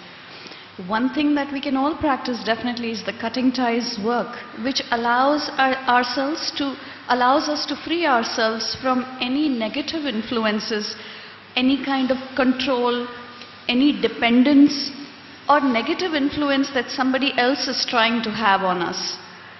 That frees us of that. So we cannot continue these lives saying, poor me, why is this happening to me? I'm such a victim of circumstances. It all again comes back to the fact that, as Swami used to say, everything is reflection, reaction, resound. Everything that you are experiencing is simply a reflection of what is inside. So if you're having trouble with a spouse, you go within yourself and say, what aspect of me is my spouse mirroring? What aspect of me is my spouse reflecting back? What is it that I need to work on? What is it that needs to be healed within me? It's very easy to point fingers, but really you are simply consciousness in these physical bodies. You have created this world for yourself so that you can learn important lessons. So here comes your lesson. If you're dealing with corruption, which is a common issue, what is it that you can do? How is it that you can simply go into a space of love? Swami tries to transform all of us through love. He doesn't whack us with a stick. He very patiently, like Nataraja, teaches us one step at a time. The same thing holds good for us. If we see corrupt politicians or corrupt leaders, it's so easy to point the finger and say, oh, it's because of them. Why don't we choose to go into a space of being divine, being filled, saturated with Swami's love, and send that love to these people? They are behaving the way they are because of lack of love. Can we play these roles as Swami's instruments? It is easy to say, she did that, he did this. No, it's our reflection. It's all about consciousness. And we can bring that shift within ourselves by choosing love.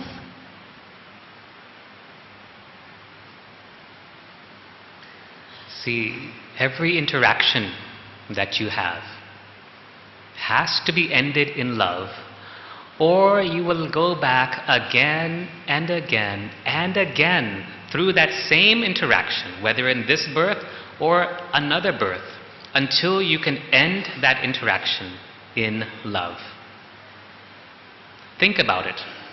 Every interaction that you have, whether it is with a spouse, a family member, a colleague at work, in any shape or form, will have to be ended in love, or you will go through it over and over again. Sometimes we have seen individuals facing the same issue for 50,000 births. 50,000 births to learn one lesson of love. End every interaction in love. It doesn't mean that you have to agree with the person. It doesn't mean that you have to give in to what that person is demanding. It doesn't mean that you allow adharma to continue. And it certainly does not mean that you are a silent witness to adharma. Remember what Swami says, when someone performs a wrong act, 50% of the karma goes to the person who performed the act. 25% of the karma goes to the accomplices. And 25% of the karma, the remaining balance, goes to those witnesses who were there yet remained silent. So when you witness adharma and you choose to remain silent because you are scared, because you don't want to go through any inconvenience, you are accruing karma. Now how then to face this, right? This is the issue. It has to be dealt with through love. We'll give an example here. Swami said this once to the students that when the Draupadi Chirharan was taking place, so the students asked, Swami, it would only be the Kauravas, the Duryodhana or Dushasan, who would have incurred karma because of what they did. So Swami said no. He said when anything adharmic happens, the person who is doing the adharma will earn karma. So in this case, Duryodhana and Dushasan. The people who could have done something but didn't do, which was Bhishma, Pitama, or Dronacharya, Kripacharya, Dhritarashtra and so forth, they were incurred karma. Then there was those people who were silent witnesses, thinking this is none of our business really, there's nothing for us to do. They were the kings who were sitting in the court, simply watching what was happening. All of them incurred karma. And in the end, they were all killed, dead, because of that karma. Now let's say we come across some adharma, some wrong act. Let's say there's atrocities against women. Let's say that we find out that some huge scandal has been perpetrated by some government office or some private corporate office. It doesn't matter. You choose your flavor. We can go and shout slogans. We can march and protest. We can put up banners. We can protest on Facebook and Twitter. We can do any number of things. But unless the demand for change is rooted in unconditional love, all of that activity will have very little effect. If you respond to adharma with anger, it may have a small effect, but most likely those who are performing the adharmic action will only become resistant and pull back. They will deny any wrongdoing. But when you respond with love, even if you have to scold, even if you have to punish, when you respond with love and demand a change through love, based on love, then you will make the change. Let's say that we're talking about safety for women, right? This is a big issue in our country. Let's say that instead of shouting at the police and the government to give us safety, let us say that we begin asking, how can we make our society safe for our mothers, our sisters, and our daughters?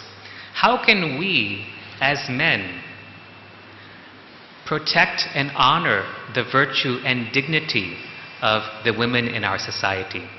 How can we teach our children equality in society? How can we ensure that everyone in every class, in every state, in every city, town, and village is free from sexual harassment of any type? Let's not call it Eve teasing. Let's call it sexual harassment, what it really is. Now you see the difference when you ask these questions. But instead, if you simply hold a slogan and march off, you've maybe created a little bit of awareness, you've maybe created a little bit of splash, but unless you're marching with unconditional love as the foundation of what you are doing, it won't do very much. It will not do very much. So if you want to change society, it has to come from unconditional love. That pure love of Swami's love. That love that he gave to each and every person. Doesn't matter how corrupt they were, doesn't matter how virtuous they were. He gave that love to everyone. That love you have to learn to share in every single moment of your life. That's all that matters. Let's speak a little bit about desires. We had a question earlier today that, if we don't have the desire, can we move forward? Well, what Swami has said is that desires are fine, but desires that are expansive are okay. Which means, don't have small, petty, selfish desires. Let your desires be for the benefit of all. This leads us back to sharing love in every single moment. For example, if you're enjoying an ice cream, if you like an ice cream and you're enjoying an ice cream, can you share that with all of creation? Instead of it being a small petty desire for tasting chocolate. Can you say that may all of creation enjoy this ice cream as I am enjoying it now? May everybody be filled with love and light? May all beings realize that they are God and have always been God. And so be it. This is sharing love. This is how you can make your desires for the benefit for all.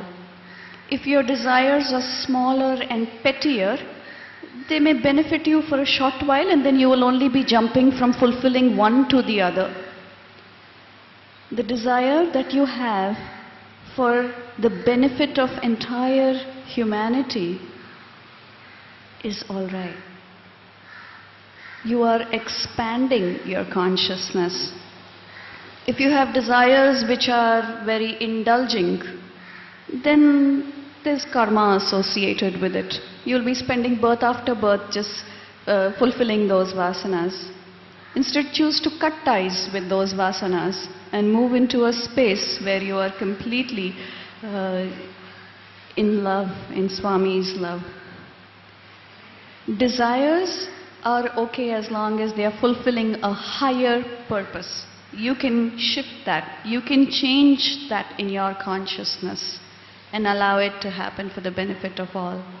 If you're watching a movie, for example, a funny movie, then share that with all of creation and say, may all of creation be filled with joy as I'm enjoying this movie now. Well, we spoke about oneness earlier. This is another way of practicing oneness.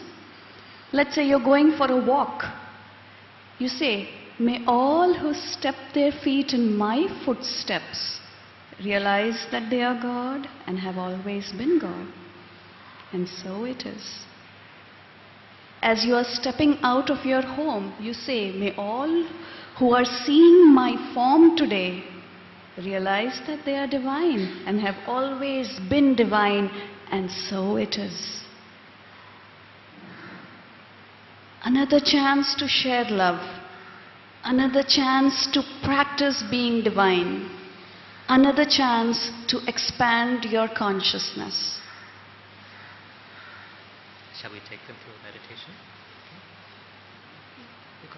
No, you do that. So let's practice this now. Let's fill ourselves with Swami's love. Let's see how we can share love. Okay? So if you can sit with your back straight, your neck straight, your legs uncrossed.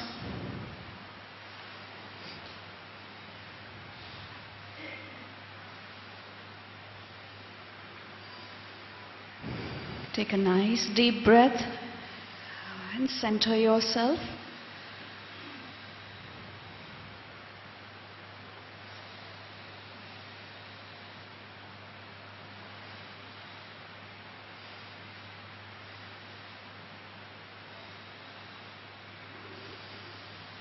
Now imagine a pole in front of you. This pole could be like the Sarva Dharma Stupa or a Dvajastamba.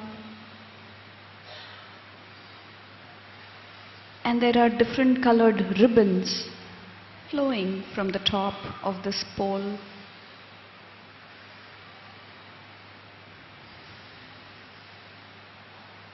Swami is at the top of this pole, our very own higher consciousness.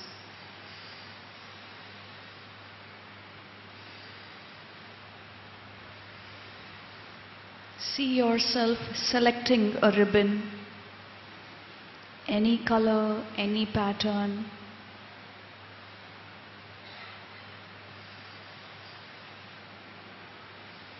This ribbon is your connection, your inner connection with Swami.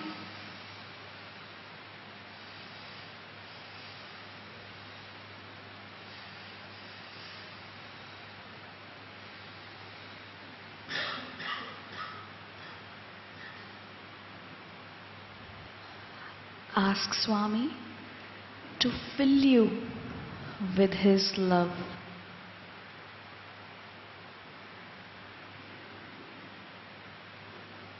This love is flowing down through the ribbon and coming to you. This is not the love that says, I will love you only if you do what I want you to do. This is a love that accepts you, forgives you.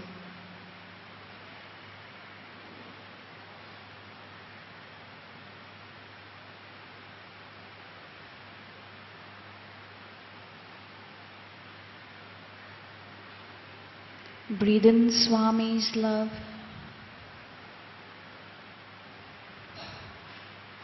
See your hands, your legs, your torso, your head, your face, everything being filled with Swami's love. Every cell of your body is filled with his love.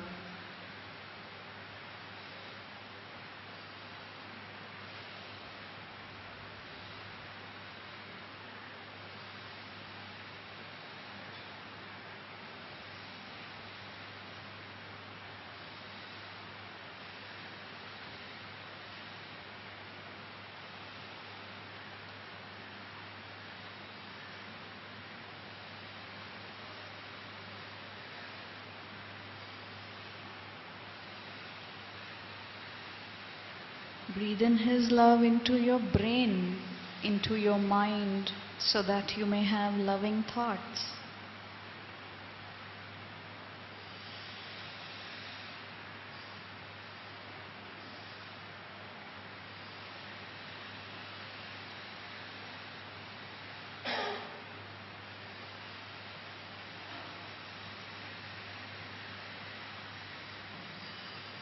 Feel yourself filling up with his love, such that you are now overflowing with his love.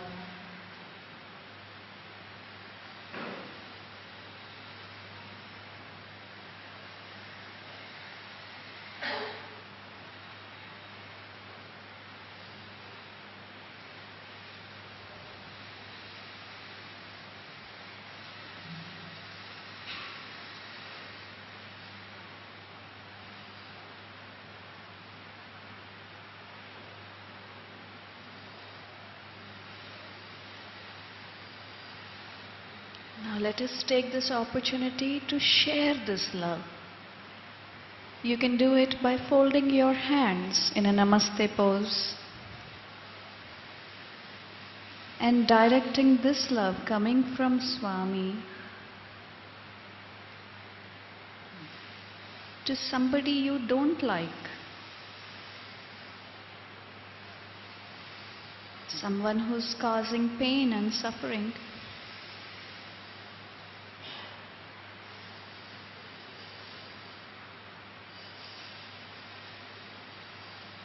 You can send this love to your family members, relatives,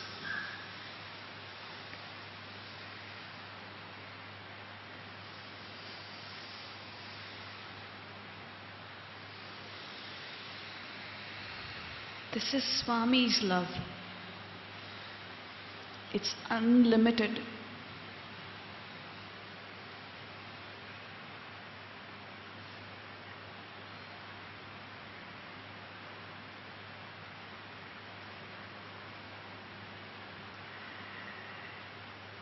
Now ask Swami to send love through you to groups of people. There can be orphans in an orphanage, prisoners in a jail, refugees in a refugee camp, old age homes.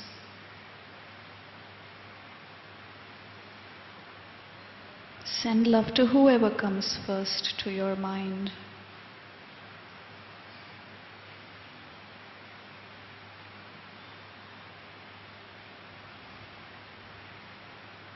You can send love to the people stranded in Badrinath and Kedarnath.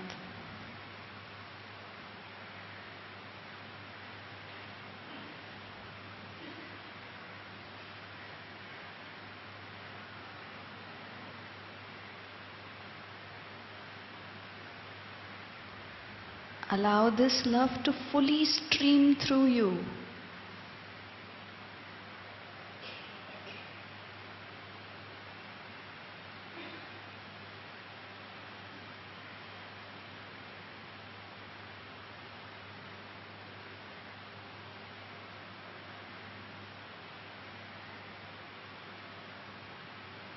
Now send this love to leaders,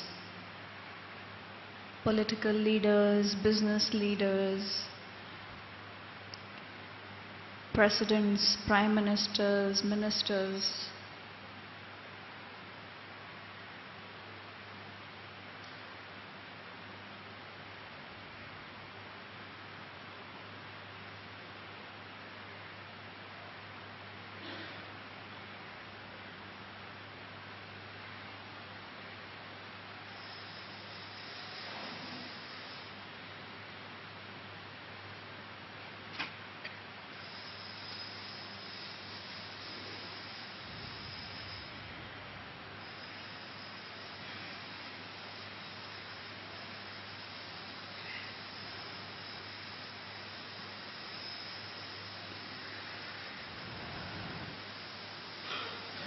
Now, send this love to yourself. You can do this by simply hugging yourself, putting your arms around you.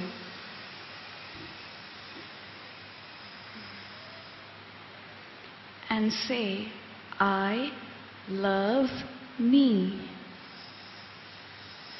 Loudly. I love me. That's very lame. It can be louder. I love me. Let's bring the roof down. I love me.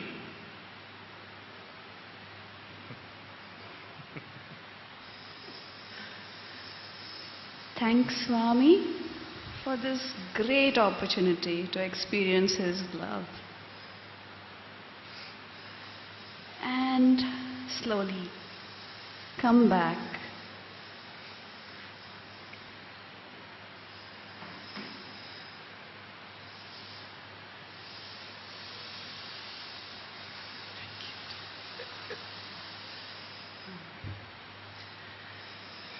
This love is all that is.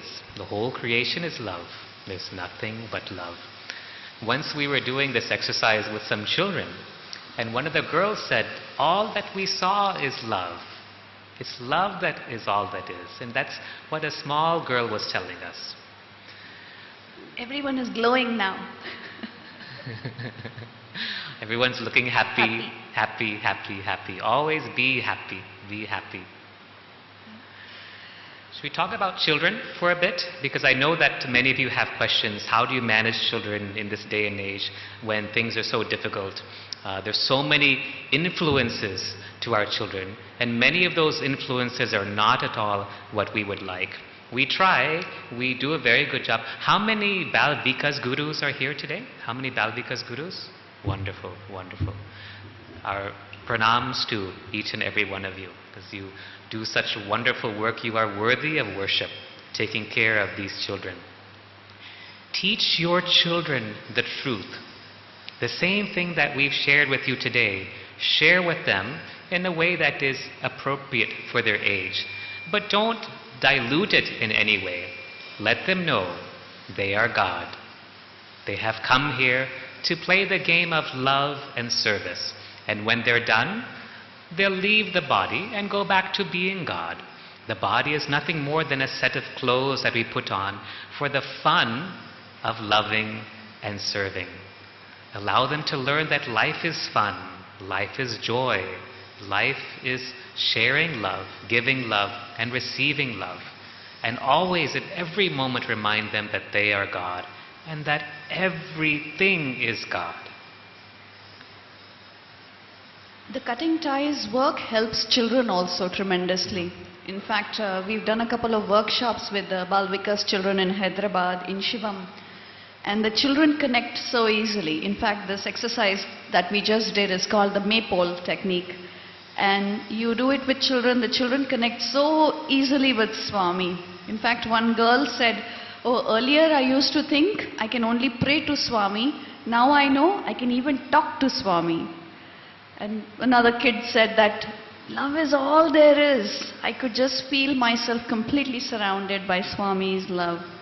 What a wonderful opportunity for us to share this with our children, helping them to turn inwards for all their answers. In fact, we practice this with our son. Every time he comes to us and says, oh, I have this issue, well, we tell him, ask Swami within. I don't know what you need, only Swami does. And he immediately does the Maypole and tunes into Swami. So this work really empowers children, helping them to connect with the higher consciousness.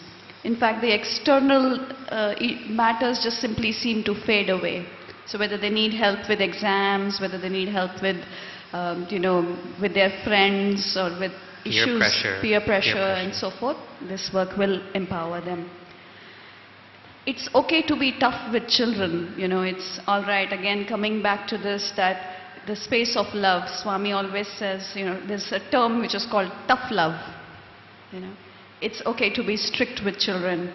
It's okay to show them the way. You don't have to always be like, mushy about it. But at the same time, you set the ground rules and emphasize the discipline. As parents, we feel the greatest gift you can give your children is not a good education, a warm and loving environment to grow up in, a safe home. All that is important. That is part of parenting. But the most important thing we can give our children is the knowledge, the skill to tune into the inner Swami, to the inner side, and get the answers that they need from Swami for whatever their life is. See, as long as we as parents are with our children, we can guide them, we can say this is good, this is not good, etc. That is all fine. But you all know that you cannot do that forever. They're going to grow up. They're going to be out of your purview. They may even just go over to their friend's home where you cannot watch them. But when you give them the ability to tune into the inner side, when you give them the confidence that Swami is within them, speaking to them all the time, and is just one thought away, then you have given them the greatest gift that we as parents can give to our children. Show them the way. First you do, right? Swami says first be, then do, then tell. So if you're not tuning into Swami, then all your words to your children will be waste. First you learn to tune into Swami, just like we did today. Go into silence. Do the thumb meditation. See Swami standing before you. Self-realization is just one thought away. Have that thought of oneness and tune into the inner side. When you are first being that and doing that, then you can tell. What we are talking about with you today, this is what we live on a daily basis. This is what we are. We know that we are that. We know that we are nothing. We know there is no Srikant or Shivani. That is all illusion. Name and form, all illusion. And we know that all of you are us. And we know that we are you.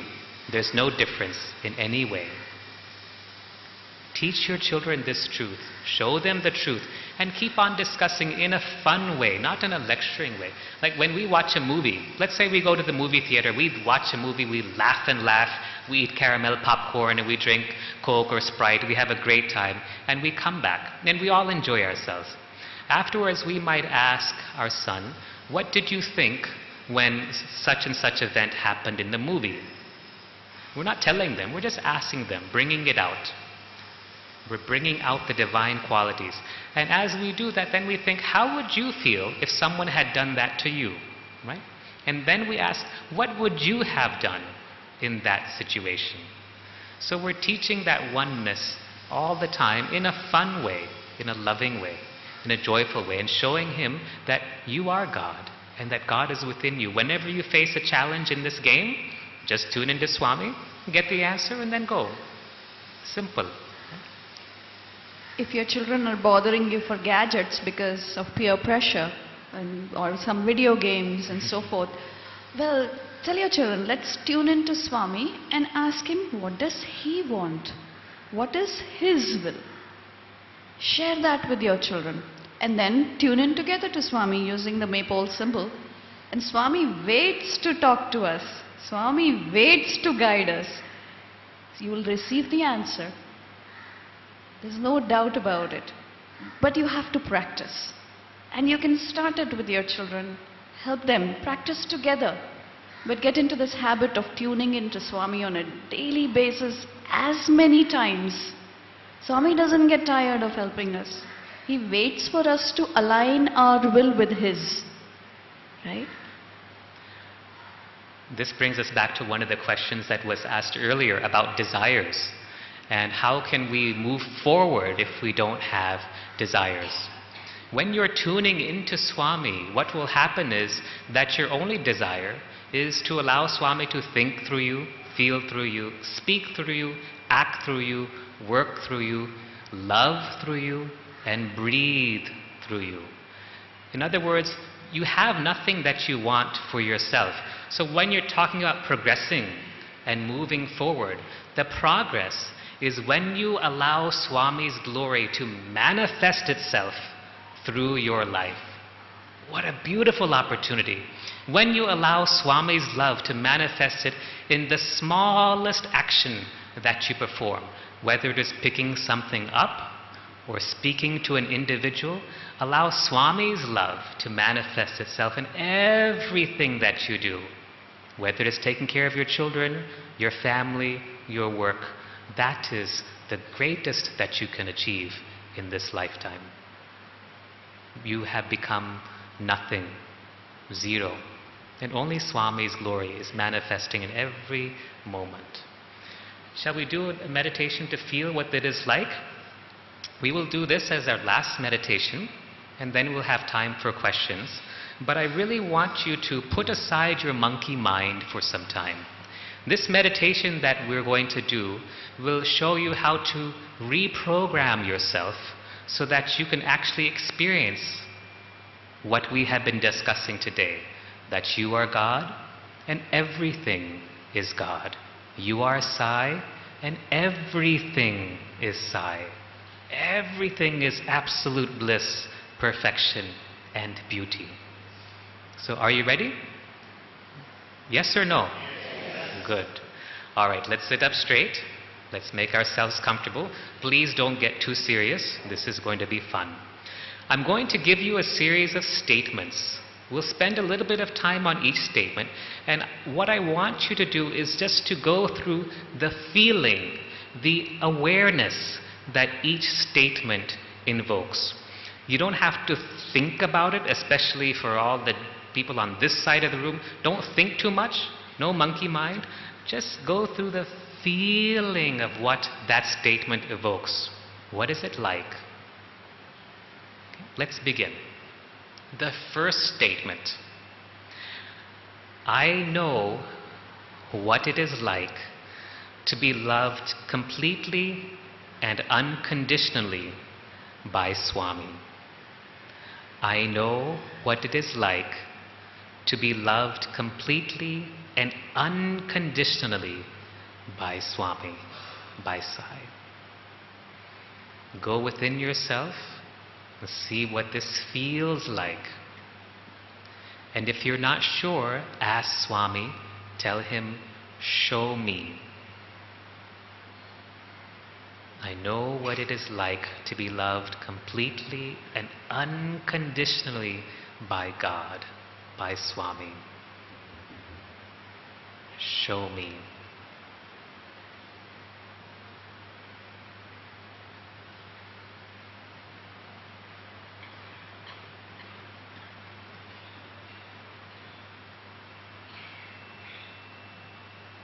If you find resistance in yourself, ask Swami to remove that resistance. Ask him to remove the resistance to being loved.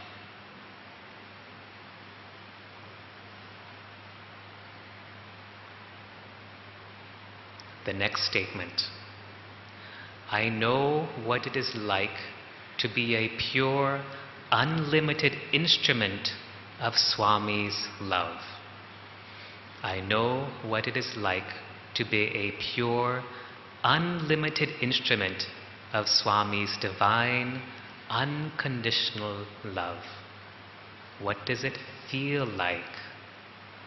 If you're not sure, ask Swami, show me.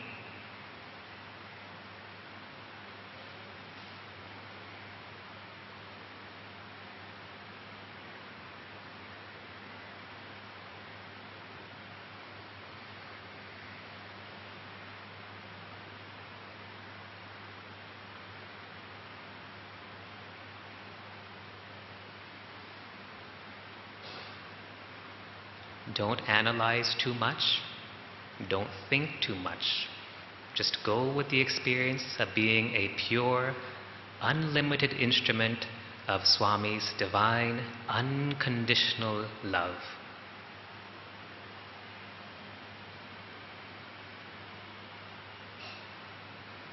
The next statement.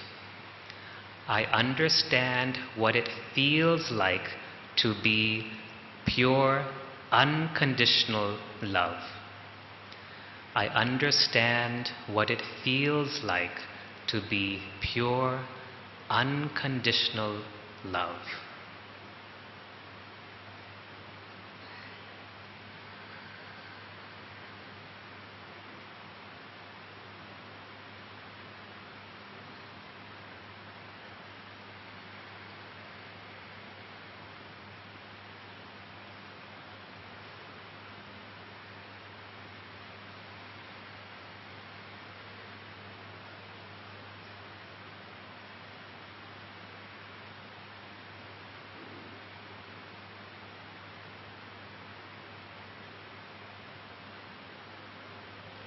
What is the feeling?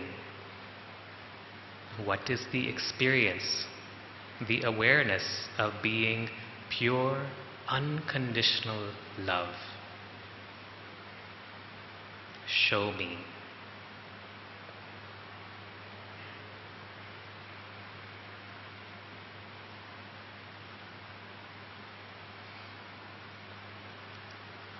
Now let us go higher, much higher. I understand what it feels like to not have a body. I understand what it feels like to not have a body.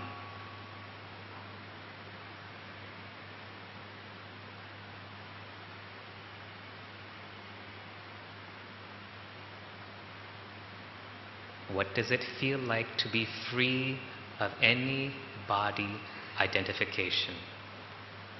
What does it feel like to not have a body?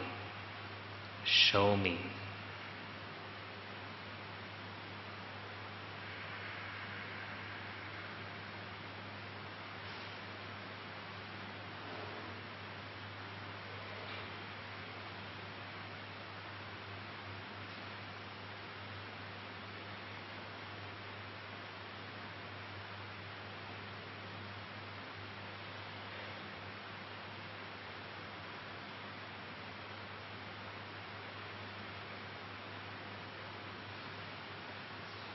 Let us go higher still. I understand what it feels like to be beyond name and form. I understand what it feels like to be beyond name and form.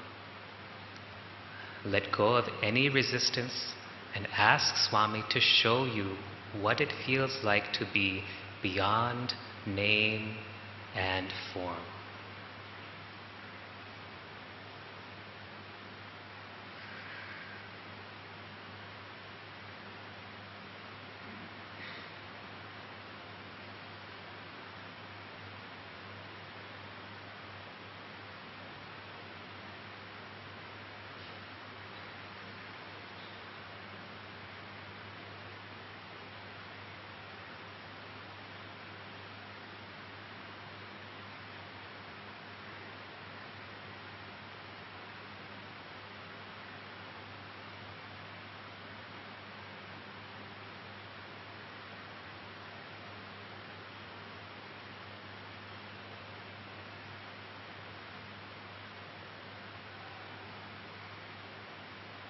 Allow yourself to go higher.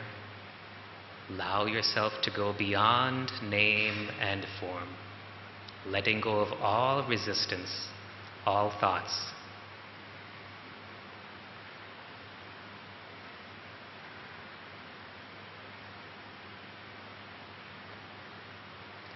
The next statement, I understand what it feels like to be pure, absolute consciousness. I understand what it feels like to be pure, absolute consciousness. Ask Swami, show me.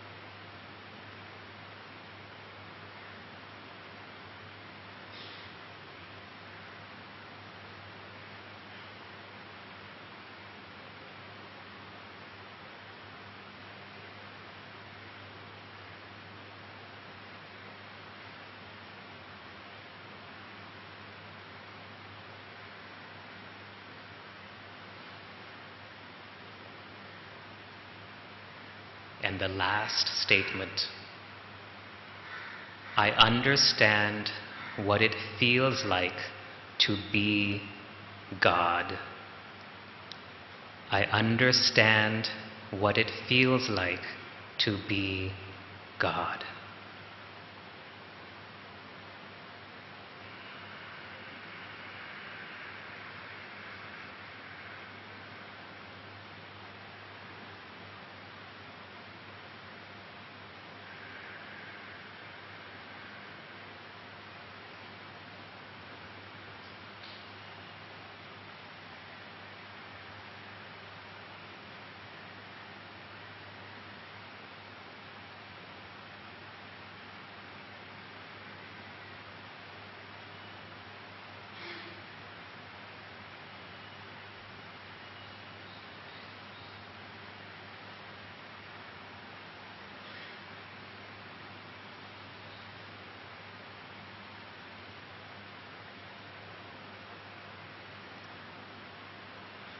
You can recall these statements at any time.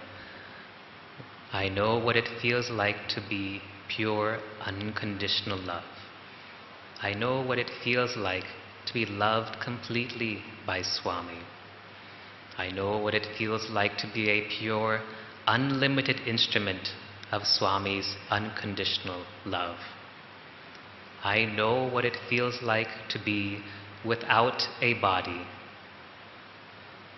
I know what it feels like to be beyond name and form.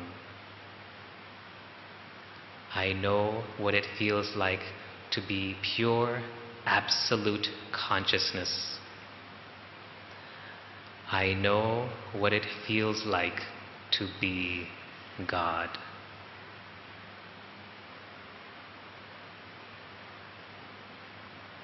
Practice these statements every day.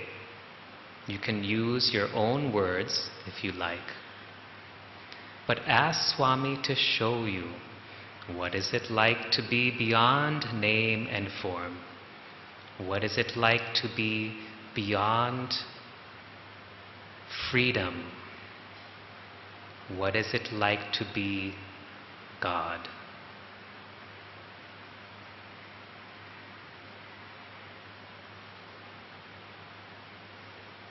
Let's give thanks to Swami for this opportunity to share with you this morning. Let's gently come back to the present moment. When you're ready, you can open your eyes and gently wiggle your hands and feet. It is Sunday, the 23rd of June, and it is about 10 after 1 p.m.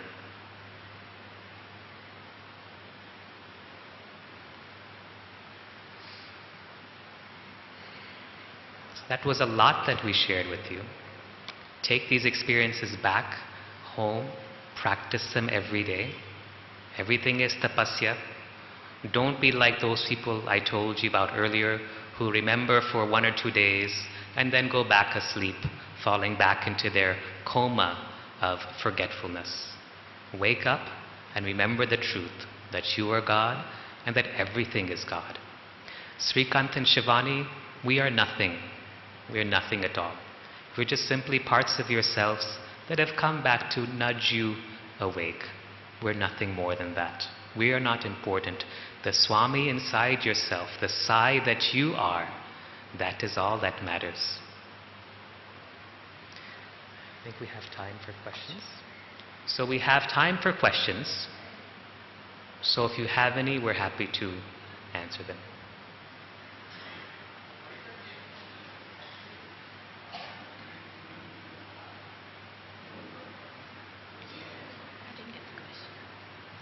The question is, why do we encounter obstacles in doing our sadhana?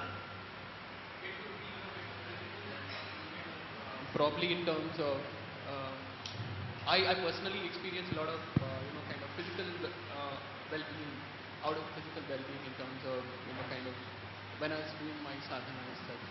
So why do we encounter obstacles? And how do we overcome them? Why do we encounter obstacles in our sadhana? For fun, no? For fun, no? It's a game.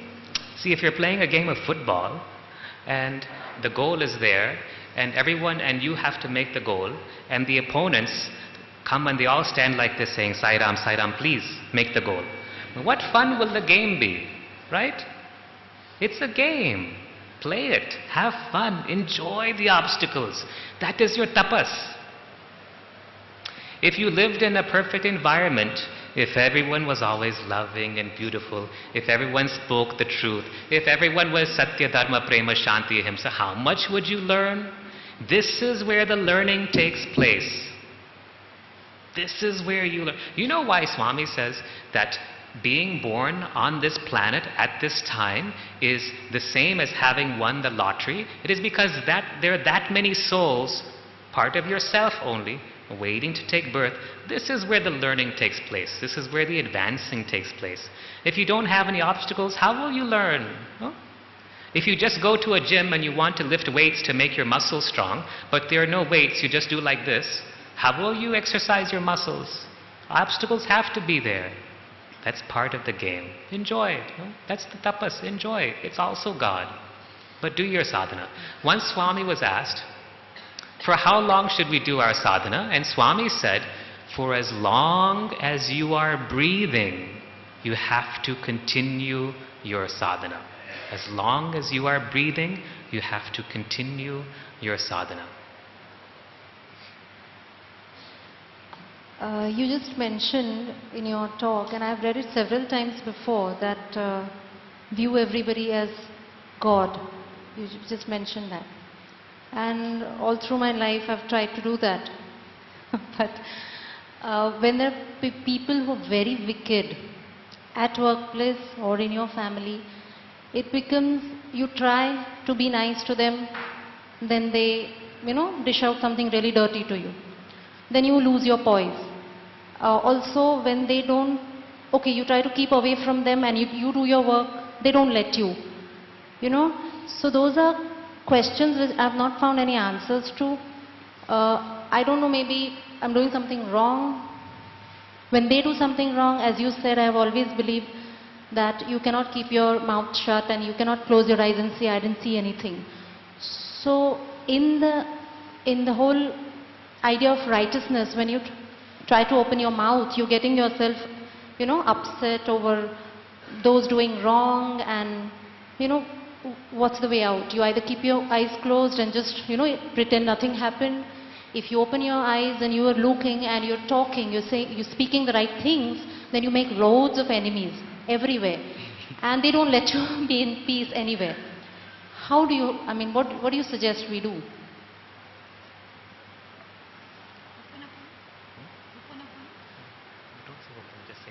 And I have also experienced that because I have always tried to take messages from Swami, and he's always guided me and no harm has ever come to me.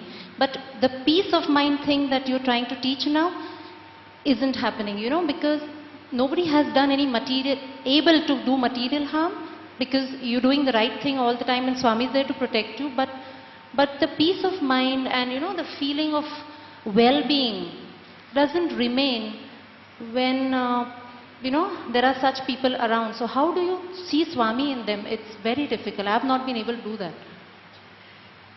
Thank you for that question. As we said earlier that, Swami always says reflection, reaction, resound. So every time you're faced with these situations, you have to go within yourself and see, what is it in me that's creating such experiences? Is it anger in me? Is it lack of acceptance for myself? Is it lack of love for myself?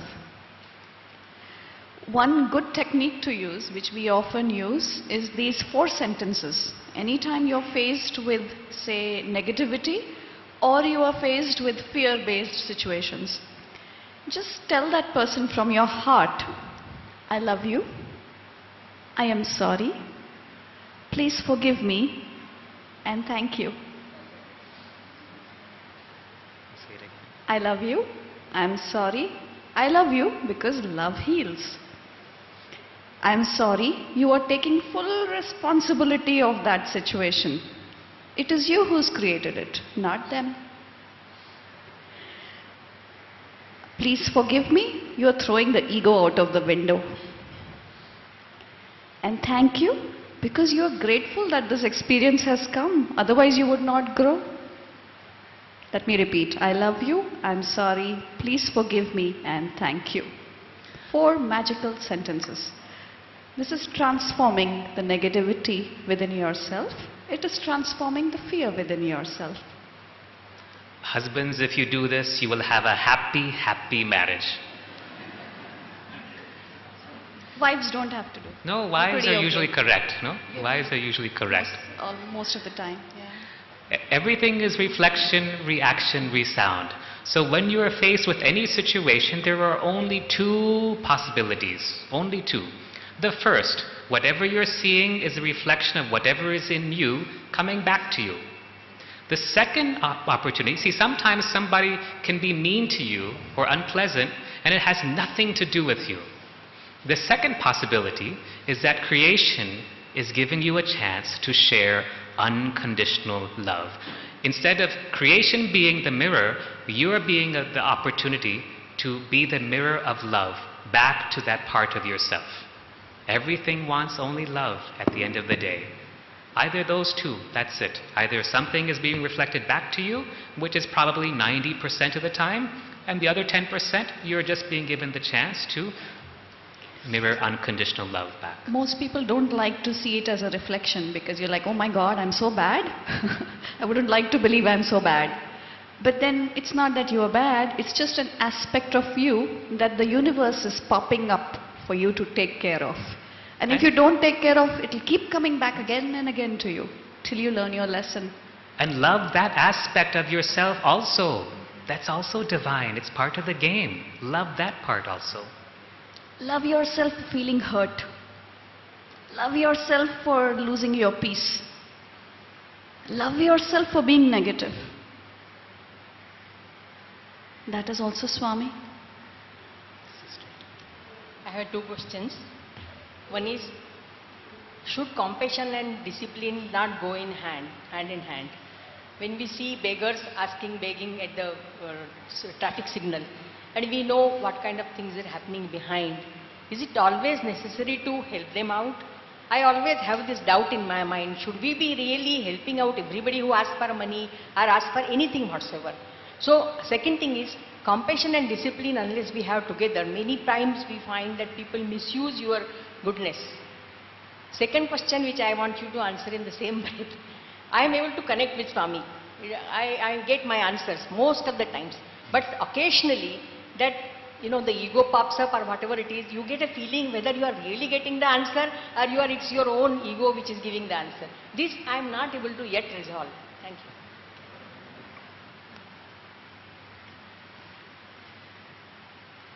Well, as far as the beggars are concerned, I think Swami has always said that because there's money associated with, there's karma associated with giving money.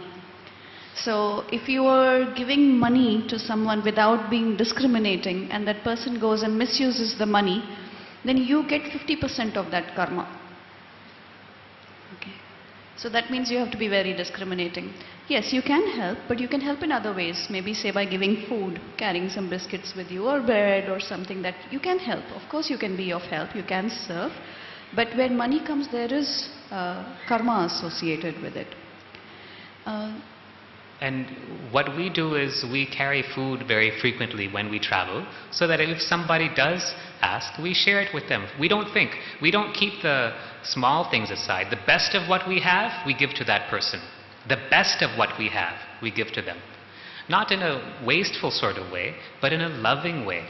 And we support those organizations which are helping those indeed, very much. Physically, financially, we really give as much as we can to that. And we do it with love.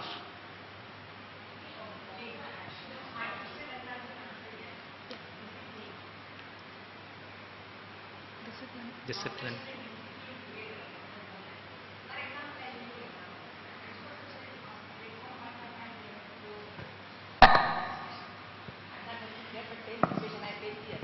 Now, whatever time we say, okay, this is the time for registration, people will come coming half an hour, 45 minutes, first day you oblige, second day you oblige, but it will never stop. Now, it becomes very difficult for me to say no every time. If I say yes and I entertain, the whole schedule gets upset. Have discipline, no? Life without discipline is like carrying a bucket of water with holes in the bucket. Discipline has to be there, Swami says. Otherwise, whatever you're carrying will go waste. Have discipline. Not a military style discipline, although many times even that is required. But a loving discipline where we say, Sairam, sorry, the timing is over, but please come back tomorrow and we'll accommodate you. You can do it with love and joy and peace and still provide the compassion that is required. And even if you're not able to help, you can still show them in a loving way where they need to go. For example, in Swami's hospitals are meant to be models of how healthcare can be provided free of cost with love and compassion. They are not meant to provide free care to every person who is poor in India. It's not possible. The population is too much. We have about 800 to 1,000 beds within our 4 hospitals. There's no way that 1,000 free beds, hospital beds, can provide care to 1.3 billion people.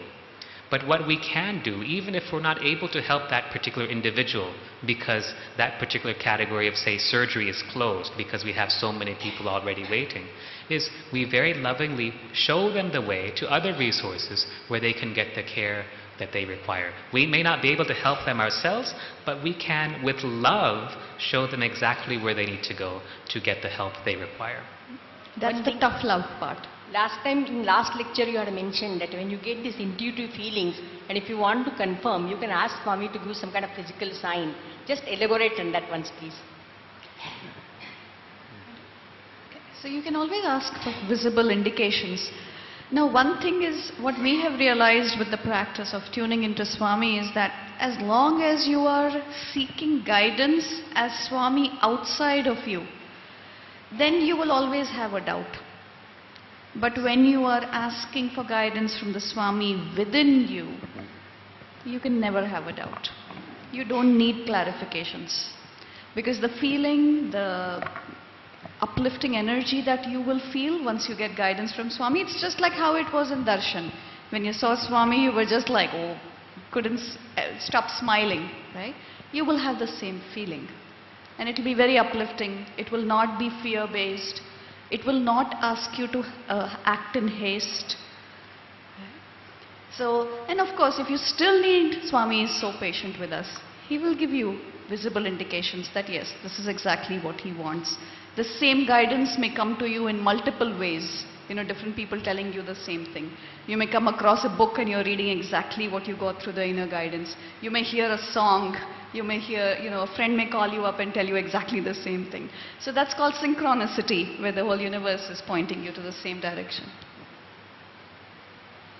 Sai Ram, I have 2 queries. One is, during tea time, one of my friends, she told me when she was doing thumb meditation, she couldn't see thumb, she couldn't see herself also, but her full consciousness went to that Kedarnath, destruction. So she was thinking about that and pitying about that.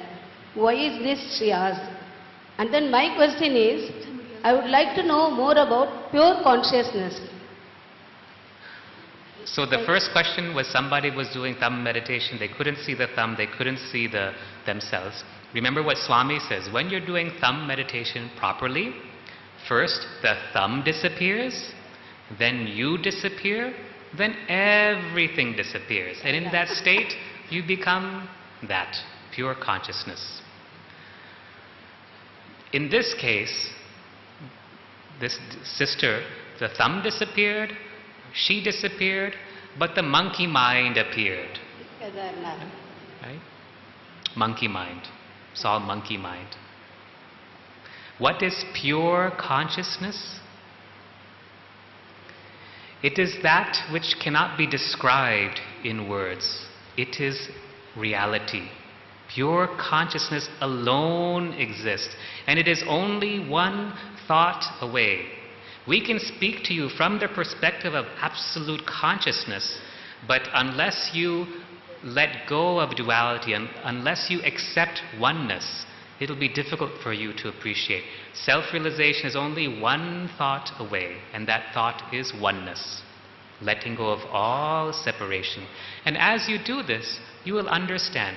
But I want you all to understand, self-realization is not a destination. It is not that, like, we have traveled to Dharmakshetra and we have arrived. That is not like self-realization. Self-realization is like imagination. It is endless. It goes on and on. There is no end to the depth of consciousness. There's no limit. Many people think that once we are self-realized, the heavens will open, music will play, flowers will fall. No, as they say, before self-realization, you chop wood, you burn fire, you cook. After self-realization, you chop wood, you burn fire, you cook.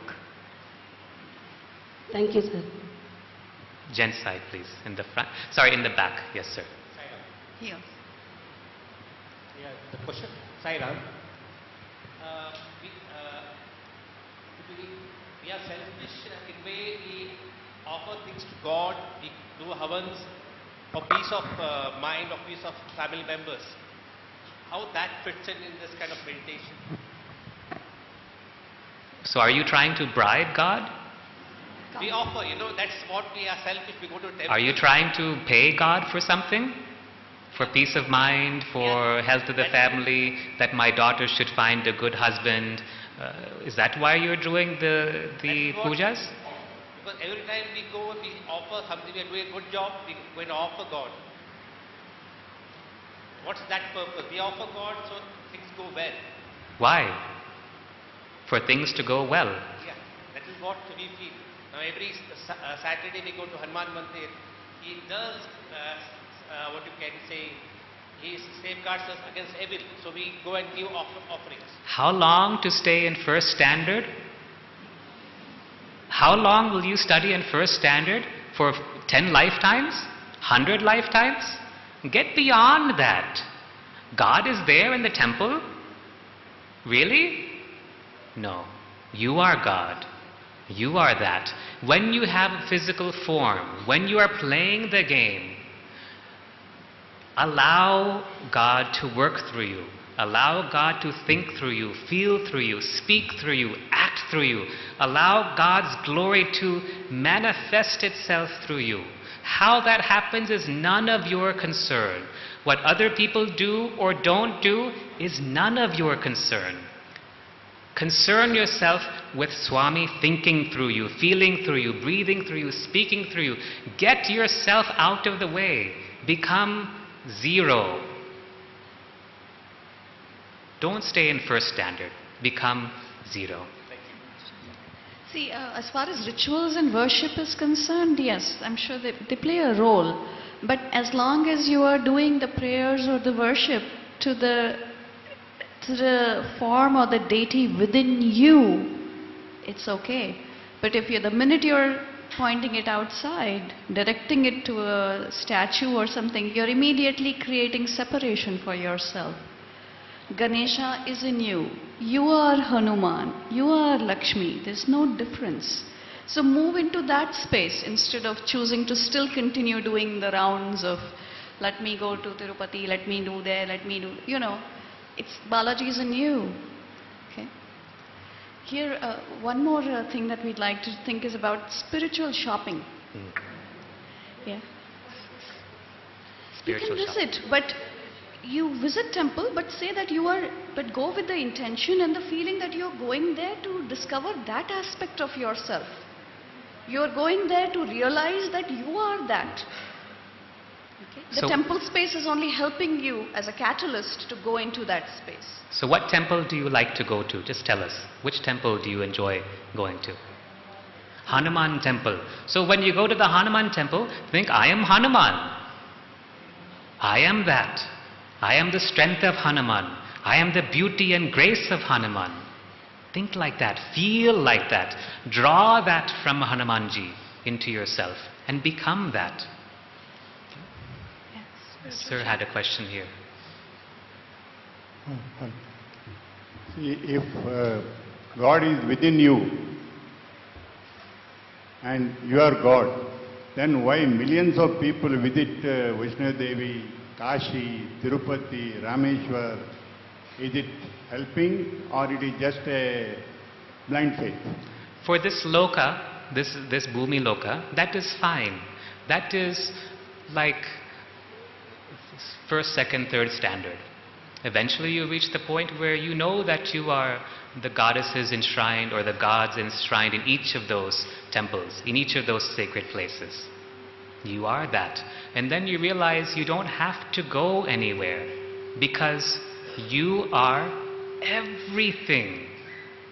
Our experience is that the whole creation resides within us. Simply by shifting our attention, just as I look from this side of the room to that side of the room, you can look at any aspect of creation. It's all within you. There is nothing separate or outside of you. But we still go to Puttaparthi because we enjoy the experience. We enjoy having fun. We still watch movies because we're here to play. We enjoy laughing.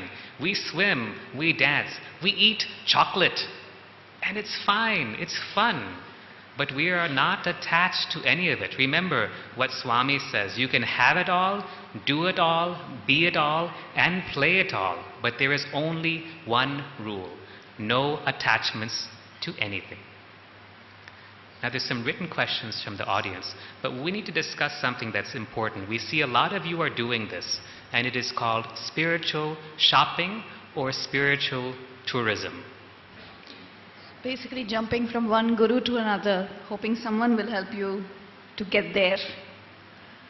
There is no there to get to. Stick to one guru. Stick to your inner guru. It is the inner guru who will help you to realize your truth. Believe going to this form or that form, dragging your body from one place to another, hoping someone will fulfill a desire or someone will give you that. Nobody can give you that. It's the inner self. You're already that. So stop shopping. It's as if it's like skipping or shifting paths, jumping from one path to the other. You're not going to reach your destination. You're just taking too many detours. No more shopping. Start practicing instead. Now there's a question from the audience. It says, Dear Shivani and Srikanth, can you please tune in to Swami and ask him what is the winning lottery number for next week? No, just kidding. Just kidding. So the question is, some of us are keen on from the cardiology perspective, from the medical perspective, how meditation and other spiritual practices can help them control their cholesterol, heart, and other health problems. I'm paraphrasing the question. You see, everything is reflection, reaction, and resound. Whatever thoughts we send out will be reflected back to us in one form or another. This is a reflective universe. What that means is if you want love, you have to be love. So to the person who is asking about her inharmonious colleagues at work and her inharmonious family members, if you want love, if you want peace, you have to be love, you have to be peace. You may say that you are being loving and peaceful, but look at your thoughts the next moment. Are they going here and there? Every illness, every medical issue that we face is simply a manifestation of a lack of love in our lives. It is simply a manifestation of a lack of love. Whether you want to prescribe to allopathic medicine, Ayurvedic medicine, homeopathy, it doesn't matter what the system that you use. It is only a lack of love that is being reflected back to you. Let us take cardiology. Why do people get heart attacks? The blood in our body represents joy, right? When we are singing with joy, when we are enthusiastic with joy, where does that joy come from? From our leg? From our ear? No, where does it come from? Hearts, right? When we get a heart attack, there is a blockage. Physically, there is a blockage in the artery. Symbolically, it represents a blockage of love, a blockage of joy in our lives. Invariably, when I see someone who has had a heart attack, they have blocked the flow of joy in their lives. Look at that. Angioplasty patients, bypass patients, look at yourself and see where in your lives have you blocked that flow of joy. When I see someone who smokes, I'm very strict as a doctor. I'm very strict. I can make that patient cry because they are smoking. But when everything is done, when all the scolding as a physician is done, I will tell them, do you really want to know why you smoke? And they'll say yes. And I will tell them, it is because you do not love yourself. And it hits them like an arrow in the chest. Because they do not love themselves. That is why they smoke. If you love yourself, you will take care of yourself. You will never pick up anything impure. You will never eat anything impure because that love is so strong within you. You will never even think of smoking. Because these smokers do not love themselves, they pick up the cigarettes. And I can give them any number of counseling. Family members can give them any number of scoldings. We can give them nicotine patches and medications and all the counseling in the world to help them quit. But unless they learn to love themselves, they will not succeed. And so this is what I do. I help them to love themselves, just as we did with you today. I hope you're not all a big group of smokers, but hopefully you have learned to love yourself. I think there's a question from here. The title, Beyond Freedom, why do you choose this title? Is freedom itself not the goal? Is freedom itself not the goal? Those are just concepts. Those are just ideas. You take things like moksha, self-realization, freedom, knowledge, wisdom, jnana, gurus, energy, shakti, ascension. Those are all just concepts. Concepts that arise from the monkey mind. Let go of those concepts. What is beyond freedom? You have to experience it. You have to be that. No, not joy. That is concepts. What is beyond love? What is beyond consciousness? It is absolute beingness. But you have to experience it. Do the work. I cannot tell you what chocolate tastes like. You have to taste it for yourself to understand. Do the work. Do the practices. Do the thumb meditation. Share love with all of creation. Love yourself. Simple things. We are not telling you that you have to go and chant some mantra 1008 times. No. Just giving you simple, small things shared by Swami himself. Okay, this question is, I find it difficult to, if I recite the name, it seems mechanical. What should I do? Share love. And meditation is 24 hours a day. Meditation is not something that you're just doing for 10-15 minutes every day at one time. Well, you can start with sitting meditation to settle yourself, but the point is that the whole feeling, the whole experience should last you throughout the day. It's 24 hours a day. And how can you be in that meditative state? By sharing love. By constantly choosing to see oneness and not separation. Anything that you do with focus, with concentration, becomes meditation, because you're becoming one with whatever it is that you're doing. If you're cooking, become one with what you are cooking. It's just a part of you. When I'm in the operating theater and I'm taking care of a patient during open heart surgery, the chest is open, heart is beating, we're helping the surgeons. I'm not doing namasmarana. I'm certainly not doing thumb meditation. My full awareness and attention is on the task at hand. There's nothing in the past and there's nothing in the future. As soon as the task is over, I immediately step back into the self. Immediately. There's not even a second's delay. Once the task is finished, I go back to being God. And you can do that too, simply by silencing the mind. The more you practice, the more easy it becomes. Use a thumb meditation and silence the mind. All of you, today is Sunday. If you start doing the thumb meditation today, by Friday, you should all have realized samadhi. No? Hard 28 minutes, no, that's it. 28 minutes you can have samadhi.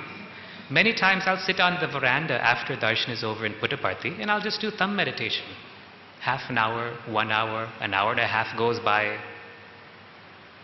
And then the Sevadal comes and does like this. Then that samadhi ends. Simple. This is all you need, nothing else.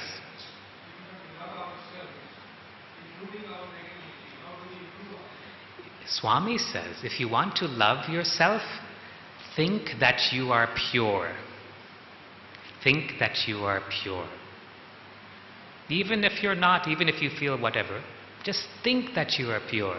And in that purity, the self-love will automatically come. People who don't love themselves think that they are impure, right? That they are not good enough, that they have done something wrong, etc., etc. Swami says, if you want to love yourself, think that you are pure.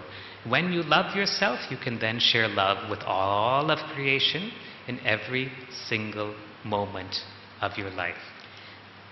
A very important aspect of self-love is self-acceptance also. So you accept, when we are saying love yourself for being negative or love yourself for being fearful, we are saying accept that part of you.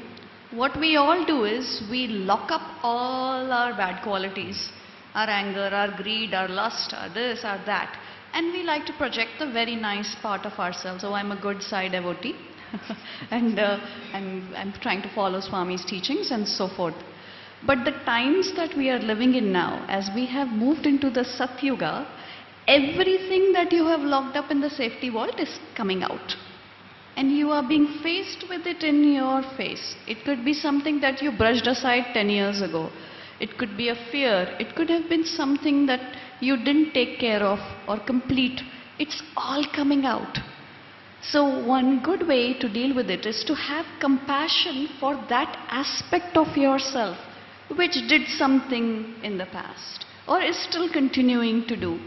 Once you start accepting that part of yourself, then there is light. Then there is no dark side of you. You're bringing it out in the open for Swami to heal. Self-acceptance is very important because also we all feel we need to keep bashing ourselves up, you know. I'm so bad, whack. I did this, whack. I didn't follow this, whack. What are we doing? We're just putting ourselves down all the time. That's not going to help. Instead, we choose to love ourselves. And like the way Swami loves us, we are Swami, we are going to help ourselves to go forward. Once we asked Swami, Shivani was sitting in front of Swami and our son was in the middle and I was on Swami's side. And we said, Swami, I asked him, I said, Swami, we see the way that you love and we want to love like you do, but sometimes we're not able to. Immediately, Swami said, he said to Shivani, because sometimes you are afraid. And to confirm what we had heard, I asked Swami, I said, because we are afraid, Swami? And Swami nodded, and then he turned to me, and then he said, and because sometimes you forget. Why are we not able to love like Swami loves? Because sometimes we are afraid, and because sometimes we forget. We are afraid to love because we think maybe we might get hurt, maybe we might feel weak, maybe the social situation somehow doesn't allow us to give love. Maybe it's at work where you're supposed to be tough and left-brained all the time. But if we are love in that situation, we can be love anywhere. Sometimes we forget to love. Most of the times we forget to love. My personal practice is to see every interaction and every opportunity as a chance to give love. And if I forget, I say, oh, man, Swami, you got me that time. Next time you won't do it. Make it a game. And I keep on practicing giving love so that I don't forget. I think we'll just take one or two more questions. How much of think nothing, feel nothing should be practiced? What if it leads to a point of detachment, which leads to indifference, a lack of display of affection in marital life or towards children? This is a good question. That's a very good question. Thank you. Think nothing, feel nothing doesn't mean that you become a stone. It doesn't mean that you're becoming indifferent. What it's meaning is you're detaching from the drama. We all are very involved with the dramas in our life, right? The point is that you are just simply stepping back and you are being a witness, an observer to what's happening. So when Swami said, think nothing, feel nothing, just watch my play. So then you are also, in one sense, letting go of any doership that I did this, hence this is happening, or I need to do this. No. My personal practice is comes from a lesson I learned by watching the students that were around Swami, physically taking care of Swami or assisting Swami. And you notice how when Swami is out during darshan, those boys will be watching Swami with one pointed attention. Swami doesn't even have to say something. I've been in this situation where Swami just does like this. He does like this to me. Instantly I know what to do and I run off to do it. So he will do the same with those boys. He will just do like this. He will look this way. And they will understand what to do and they will immediately go and do that. As soon as the task is finished, they come back to Swami's side and they wait for the next instruction or indication from Swami.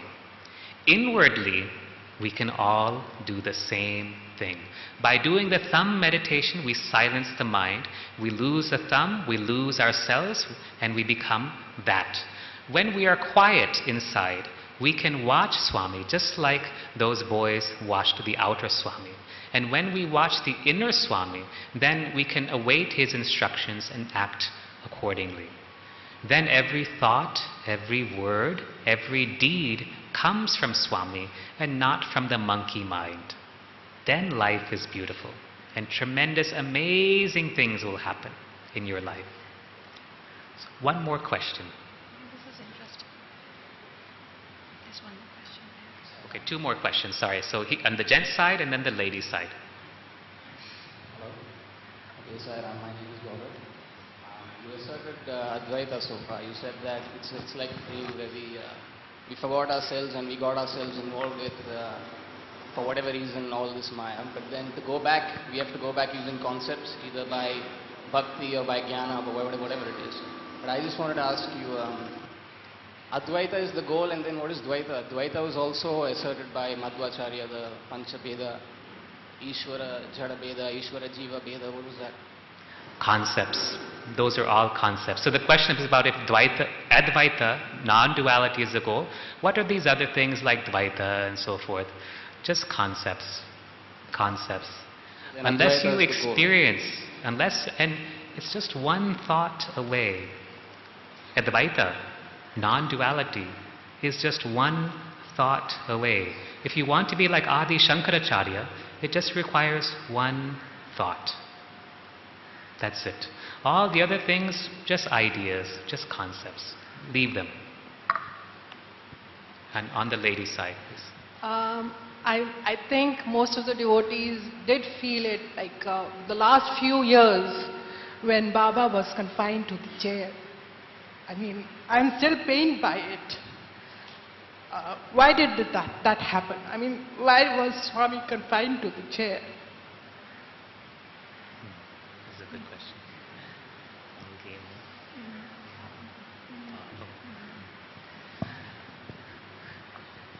I remember once I was talking with Swami. No, I'm sorry. Several times I would speak with Swami during the last years of his physical life, especially during the last year. When we came in 2008, every time we would go, it would be la la la, and Swami would speak to us, and he would call us in, or this would happen, and it was all love. And we thought, Swami speaks like this to all of his doctors, it's just the same. And actually, it wasn't like that. Swami was gradually withdrawing. He was pulling away. And several times I spoke to Swami and I could not understand what he was saying. There was not a word, it was just like the sound of thunder coming from his mouth. It was amazing. It was terrifying at times because I felt like I was asking Swami the wrong thing.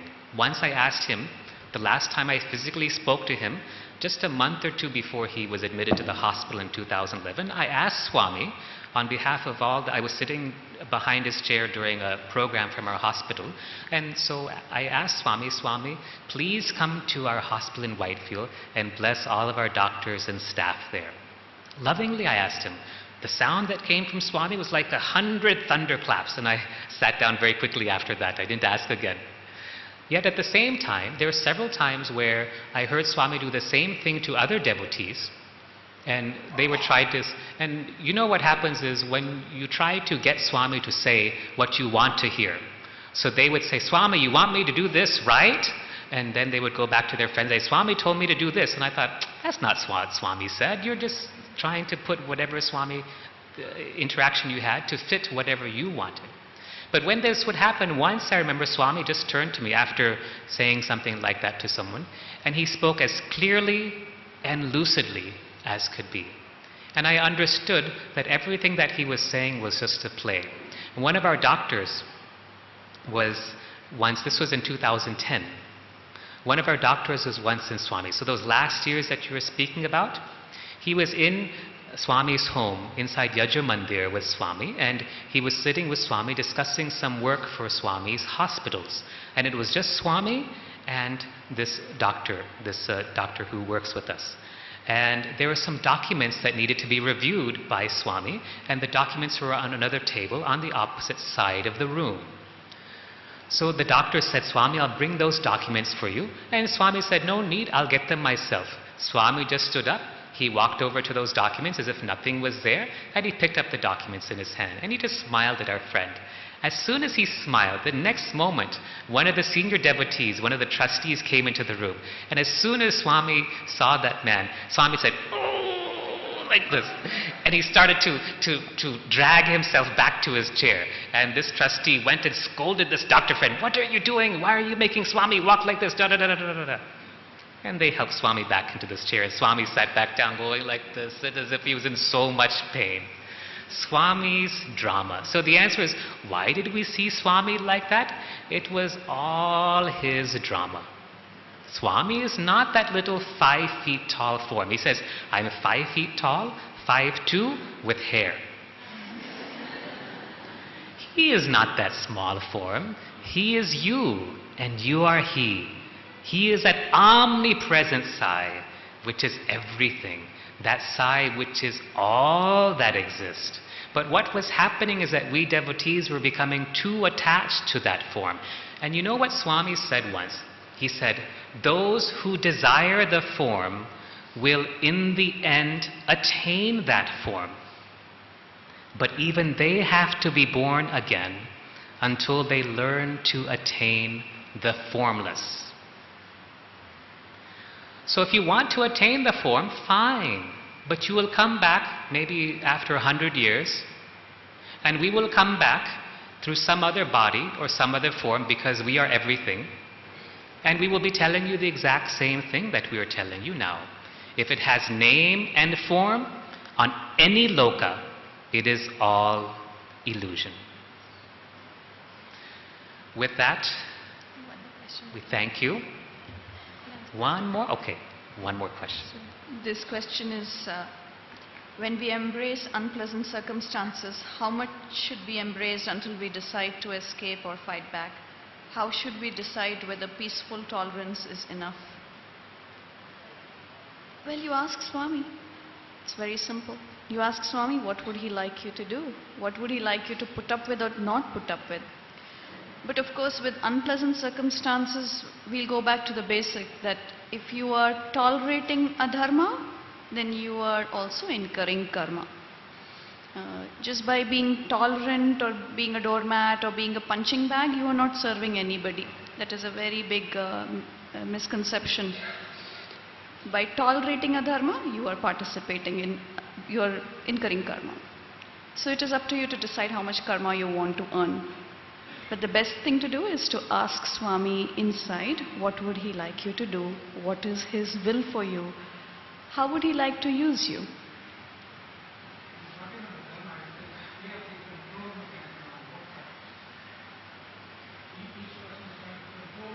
Each person is trying to control the other. As you rise in awareness, you will give up trying to control anyone or anything. You will just allow Swami to work through you without trying to control the situation. What is your will? The only question we ever ask Swami in our prayers or meditation is, what is your will? We don't ask anything else. That is where the cutting ties work comes into the play. That is where the symbols help you to actually not try to control someone or for someone else to try to control you. It helps you to release that and go into a space of unconditional love. So we do have tools available to practice that. It gives you freedom. It gives you freedom. We love you all very much. We give you love beyond words. And we thank you for sharing this time with us, for giving your attention, for giving us the opportunity to share Swami's love with all these aspects of ourselves. Go back and discuss what we've shared with you, practice what we've shared with you, and experience what we have shared with you. We love you. Sai Ram. Sai Ram Swamis.